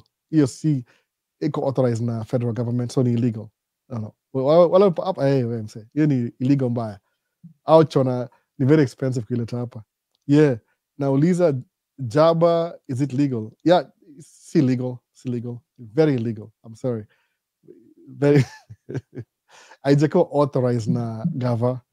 That means Gava is not making money from it, so ni illegal. Albo, kuna mechanic wa matruck hiyo field iko aje? Willicent Wanjiru. Actually, msamenifixia truck yangu is one of my friends. Aitwa Pretty Logistics. Akona yani truck driver, alikuwa military, alikuwa army. So in the army alikuwa maintenance. So yeye amenifixia truck, by the way, on Thursday. Anajua kila kitu ya truck, ile ma panel, ma accident, amenifixia truck perfectly. Nimespend kama $500, amenilipa ile labor, akanifixia truck. Alafu $500, by the way. Mechanic utapata job. Yani ni kama tracking. Ni vile tu I'm not a mechanic myself. Willicent Wanjiru. Mechanic iko very high demand. Very high demand. Sababu gari ziko. Hata hii si swali unaniuliza. Wewe kuja hapa alafu uone. You'll do it in the back of your house if you're allowed to. Mechanic ni dangerous. Utamake do kila siku. Hata you might not even work. Utawacha kutafuta job. Juu watu wana mashida magari. Wacha. Willicent, mechanic. I'm sorry, mimi si mechanic nisema ukweli, lakini best yangu huyo amenifixia truck. you drive akona track yake pia nini side dump na kila kitu, na you make more money kama mechanic than tracking. Kwa nini?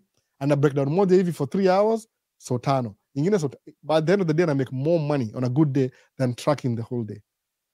Unaona, ni vitu sometimes you are very slow, hiyo huwezi kosa job, sikudanganye. That's something, mechanically is something that people need. Alex Kinywa, Elite World update, nilikam na agent. Kuna agent but very expensive, but pia unaweza apply job direct online. Try Google Jobs in Qatar, utaona many options from different companies. Umesikia hivyo Elite World? Umesema hivyo? Umesikia? Acha nirepeat tena kwa Elite World, ama msee yote atakujua kuja. Elite World update, nilikam na agent. Kuna agent but very expensive, but pia unaweza apply direct online. Try the Google Jobs in Qatar, utaona many options from different companies. Amwambia hiyo Alex Kinywa. Sasa hata Duke of V10 yako Middle East. Thank you all for liking. That's the spirit on this channel. Always share it with your clique. Thanks on behalf of the creator. Duke of V10 pia kwa Middle East. So nani Alex Kinywa alikam na agent. Do whatever it takes, by the way. Hata kulipa dosa usijali, you will make that money. Please wase. Usiogope kuspend. Mu spending saa zingine mpaka nasikia uchungu, but what do I do? No. Like Duke of V10 nashukuru sana. Share kama hii kitu iko valuable kwako and you know somebody who might need the information. Share na yeye. Mtumie video, mwambie watch hii video patiently. See, like front heavy, ilati the first 10 minutes utapata everything. Questions na come within. That's why I'm trying to keep the lives ikuwe short, ndio wasewa what isikuwe mrefu sana. Sa live Alex Kinywa, I can try na agent. Elite World, please jaribu. Elite World mazee, please. Umekuwa hapa for a long time pia, najua hivyo. Jaribu in the Middle East, it's halfway in. Angalia story ya Malcolm Arnold, because ile traveling, you're already traveling, you already have money. So family ties, you need B1, B2. You're on your way. No. Haraka. Mefika wapi kwa swali? Albo, as a newbie, what's the most reliable car to buy based on miles? Precisely that which will give us a service for 2 years. Gari ya poa kabisa kuja hapa hivi America, nunua Toyota. Any Toyota. Ama Honda. Ama Nissan. Japanese. Sababu Japanese wako very specific. Gari zao hizo tuseme tu Toyota. Mi gari yangu ya first ilikuwa Corolla nili lose because ipata accident. Gari ya pili ilikuwa Camry, siku i lose, nilikaa naye 7 years. I never intended to sell that car.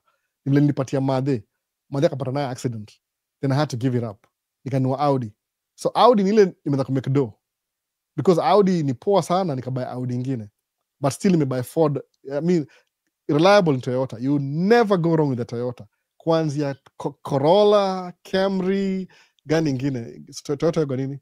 Kuna Corolla, Camry, Avalon, kuna Highlander, kuna RAV4, kuna hizi ingine in between nimesahau jina, kuna pickup Tundra, Tacoma ni Hilux, Toyota Hilux ni Tacoma hapa. Jina tu ndio difference, the same.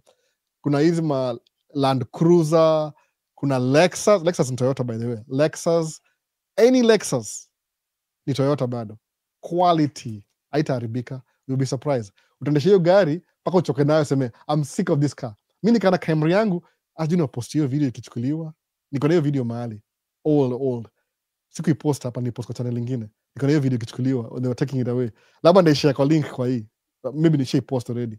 Naona madhe alipata accident na hiyo gari. Madhe, I gave it to my mom. Hiyo Camry haikuwa na shida yoyote, power windows, everything from brand new kwa do job.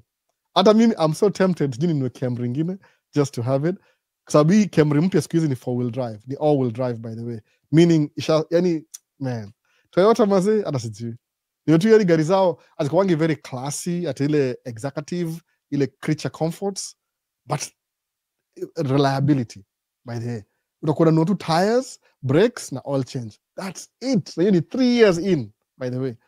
Toyota, you never go wrong ever. Mina, I can even if they give me a car for free, nasema give me, naongea hiyo gari kila siku. My Toyota Corolla, no issues, zero kabisa. Naona hata kama ni foreign car according to America, but they are built in Canada na America anyway. Naona thanks sana Albo. we listen tunashanga sana mechanic yake nani sijui kuna vitu nataka kuongea I'm not so familiar with it. Usikuwa mistaken because mortgage you are tracking. Mimi naongea something that I'm comfortable in, but there's so many opportunities kuliko vile yani beyond mimi ile tu you have to see it to believe it. You have to be here ndio uone, na usiambiwe na mtu whoever tells you nothing, hata mimi usiniamini. No. So you have to see it is believing kwa history ya mechanic. Sawa, I know most expensive states to live in, New York na California, very expensive, but at the same time know it all, ni very expensive but ni iko na more opportunity pia, you'll make more money, kuna more opportunity New York na California, of course. No. Thanks Albo for today, Zachary Ngigi. We don't take it for granted. Hata wewe, thanks for being here by the way. Everybody, thanks for being here. I'm gonna keep company. Unajua ile I feel it. We feel by the way. No, I never miss. So you know, things happen, I almost miss, but I never miss.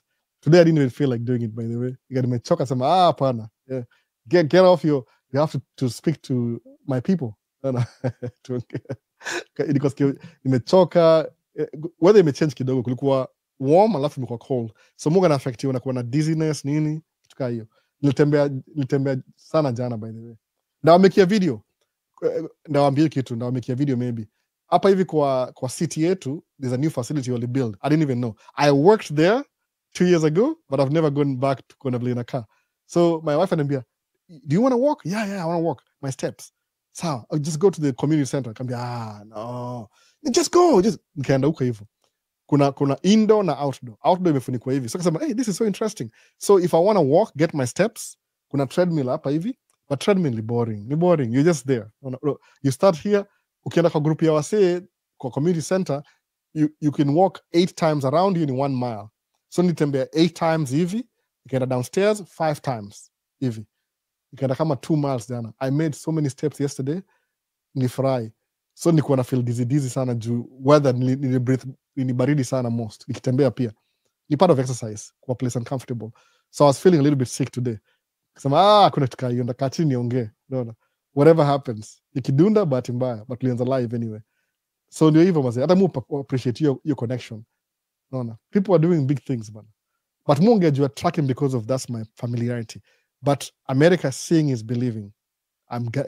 Kuna opportunity mob sana despite racism.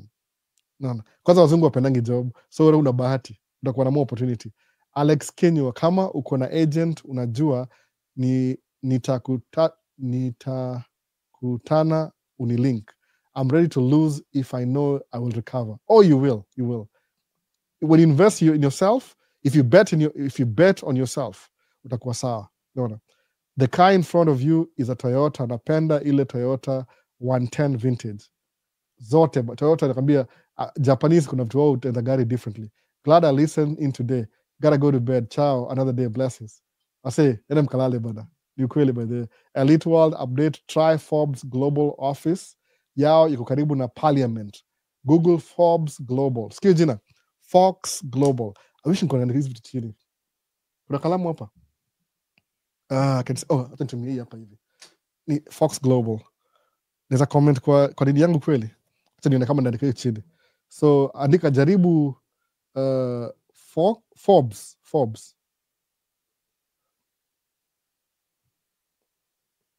Lazima tushare resources bana. Elite atoka Kenya akawe halfway in. Forbes. One day ndakuwa na hiyo opportunity ya kuinvite watu wakuje. Nimeka Forbes Global. Chani type hapa hivi kwa comment. Resources bana, resources. Karibu na Forbes Global Office. Sawa, to comment ndio hiyo. Naikumbuka kama naikumbuka. Imeenda kwa live. Sijui naipo baadaye. Unaona? Kwa agents, my agents by the way. My agents. So, shukran sana Albo. We always teach us a lot. Eunice. Karibu. Eunice amenyamaza mpaka mwisho. Chini ya maji tu. Alex Kinyo, thanks. No. I say, kama uko Kenya ndo ulale. Kama uko US, enda watch football. Football iliisha sijui. Enda watch golf. I don't know. Whatever. Tell me the difference here. This long dump truck na short dump truck. And their names. Ile mrefu itwa side dump. Ile na dump side dump. Naenda hivi kwa side dump is very good for road construction. juu America au funga one side, unafunga one line, unafunga, so side up ina dump ni very convenient. So mostly do major road construction projects na side dump. Dump truck inasimama na dump nyuma, end dump inasimama na dump nyuma. So end dump ni tractor trailer, trailer yake ina dump. Dump truck ni single unit, end dump ni trailer tractor, lakini ni kama sitaje Kenya tipper ya Kenya, tipper na trailer ni end dump, tipper peke yake ni dump truck, ile mu drive ni tractor trailer ni side dump. Pia kuna side dump kama dump truck hivi yake, but side dump ni ile mechanism tu, by the way. Juu ukienda kwa construction site au fanya hivi, barabara ni mbili, si ndio? Wafungi hii side, unafungua hii side, so mimi naka katikati, alafu wanabomoa barabara, unalodiwa, unaenda so trip ya pili tukirudi tunaingia huku nyuma, tunazunguka loop, tunakam hivi nyuma. So when you come, tuna bring sand, for example sand, tunamwaga sand in the beginning, tunakam tunalodiwa mchanga, inaenda kwa sababu wakibuild barabara mpya out wa ile the old infrastructure inatonga au itangaje removal, alafu wana deliver fresh material. So what happens ile tunakam in the beginning, we dump in the beginning fresh material, tunachukua old material, fresh material, so it's very efficient. So something funny na side dump, you're very busy, iko very much iko on the go than dump truck. We dump on the go, unget unalodiwa umeenda. Simuona video, by the way, yote kama yani ni chap teke side dump yonga teke, by the way. Ikaa tu ndio ile leverage, ndio they keep my dump trucks busy. But if it was my wish, there's a switch full time dump truck, full time. Sawa, hiyo ndio difference. Naweza explain na video baadaye, umenipatia idea na explain na video baadaye. Ini video idea mbili nipata leo, moja ya kuwashow na nyingine sawa. Hivyo Nicholas, ndio hiyo sasa, ndio difference basi. Side dump, alafu zile ma push, zile ma axles zile ziko juu, ukilodiwa unazi drop ndio usiharibu barabara, ikue una spread weight. Somebody keep asking me about hizo vitu za nini. I'll do another video again explain. I'm going to watch 2 old videos, but ndio hivyo I end up na kila kitu. So side dump very good for road construction. Juu na flow na traffic pole tu, mashamata zile ma warning lights actively. At least people road construction love side dumps, they love them sana. Hata job most mudu na side dump ni road construction. Hizi zingine ni ile tu kufill up. Mona. So tell me the difference between their names and websites to shop for dump trucks. Hiyo sijui. Mununua local nini. Mununua kwa watu wa hapa tu within dealerships. Naongea, I have relationships na ma salesmen. So I don't know which, hakuna website. I was a very, like, whatever city you live in, unanunua hapo hivyo. Labda usearch kwa online. I can't really help you. Sababu dump truck, wanauzanga the whole thing. Sababu ni tu, unanunua frame, inakiwa box. So what the dealership does, you can buy the frame alone, ujieke box mwenyewe. But mostly, au gana partner, wananunua frame, alafu unaweka box, alafu inakuwa tayari. You order in advance, ama unaenda unanunua ile kwa lot. That's sijui website. Labda angalia malimu nunua kama unaishi Minnesota, itonga NAS tracking na Gera tracking. Hakuna website specific, by the way. So inakuwa itakupea all information, hata jobs za Middle East wako very transparent na legit. Alex Kenyo, elite wale unafakwa tu sasa, unafakwa tu kwa state sasa. Man Cave imekuwa game changer.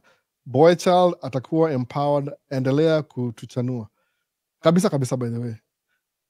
I wish kuna more people waongea stories zao. I'm not a full-time YouTuber, hiyo ndio shida. Embassy House, Arambe Avenue. Sasa umesikia Alex Kinyo, kuna ingine Embassy House, Arambe Avenue. Agent. Vini, thanks for the insight. Wacha watu kalale bwana, nama vipi? Pina Lemeo.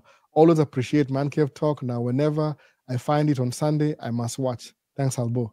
Doing the extra continent. Amani? Continent, exactly. May pronounce right. Uni mimi Alhal ni one of my channels. You got a comment. Forbes Global. So Alex Kenyo, Forbes Global Agency, check it out now. Sasa angalia kitu, by the way. Tamaliza kabisa sahi. Whoever who is looking for a job in the Middle East, to me a golf talent website. And if you are into hospitality, use oh my goodness. Duko V10. So nitumie hizi vitu alafu ni make video nazo tafadhali. Tuma hizi vitu na make video. You'll give me information. Alafu labda na ku-interview alafu useme Duko V10. To share information. Takuwa poa sana kushare information. Ma vipi? Yep.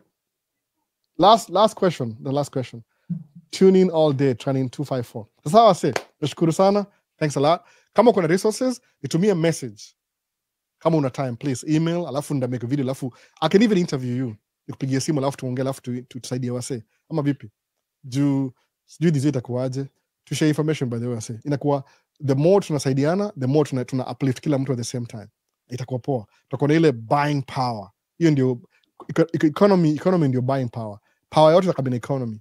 Unaona hivyo? Tukuwa na buying power ikuwe strong, tutaheshimika the whole world by the way. Hiyo ndio muhimu hiyo. To uplift kila mtu at the same time. Unaona? So there's a link here, Forbes Global Trending 254. Shukuru sana by the way. Thanks for watching. Kama una swali yote, comment down below. Kama kuna resources, kama ule mso wa French Legion, itumie message please to don't be afraid. Tuma tu message alafu tuongee, ama namba yako ya simu tuongee. Niza kuinterview. Sifanye job kesho, ndakuwa na deal mambo ya track, the last bit, ndakuwa na time kidogo. Tuongee tu by the way, tusaidie wase. It's very important by the way. Don't feel like your brother should not be rich. Wacha tukuwe rich sisi wote at the same time. Wengine wakuwe hapa, wengine wakuwe hapa, but either way sisi wote ni wadosi. Itakuwa poa sana by the way. Mimi na believe itakuwa poa sana. Sababu nobody has any problems. Tukam pamoja hivi tutakuwa tuna solve problems mob sana. Jugava ya Kenya 20 to 40 years from now labda is improve, labda. Juu itawachwa nyuma. Ni mambo ya colonialism. It's not our fault. Tulijipata tu hapo hivyo. Kuna some people walikuwa very greedy, walikuwa ruthless. Wana play democracy kwa nchi yao, ni madictator outside nchi yao. Unajua hiyo irony. That's what it is. Mimi sikupa kusema tu kama hizo, naongea Kiswahili by the way. Hawezi kuwa wanajua. Wakijua wanadi shut down, but in a way ni ukweli. Nimesoma book. Sasa next time wase. Peace. Nimeona comment moja imesneak in. Ni nani huyu? Bye. Good important information. Thanks for, it's a good one. Hiyo ni ya mwisho wase. To end live basi.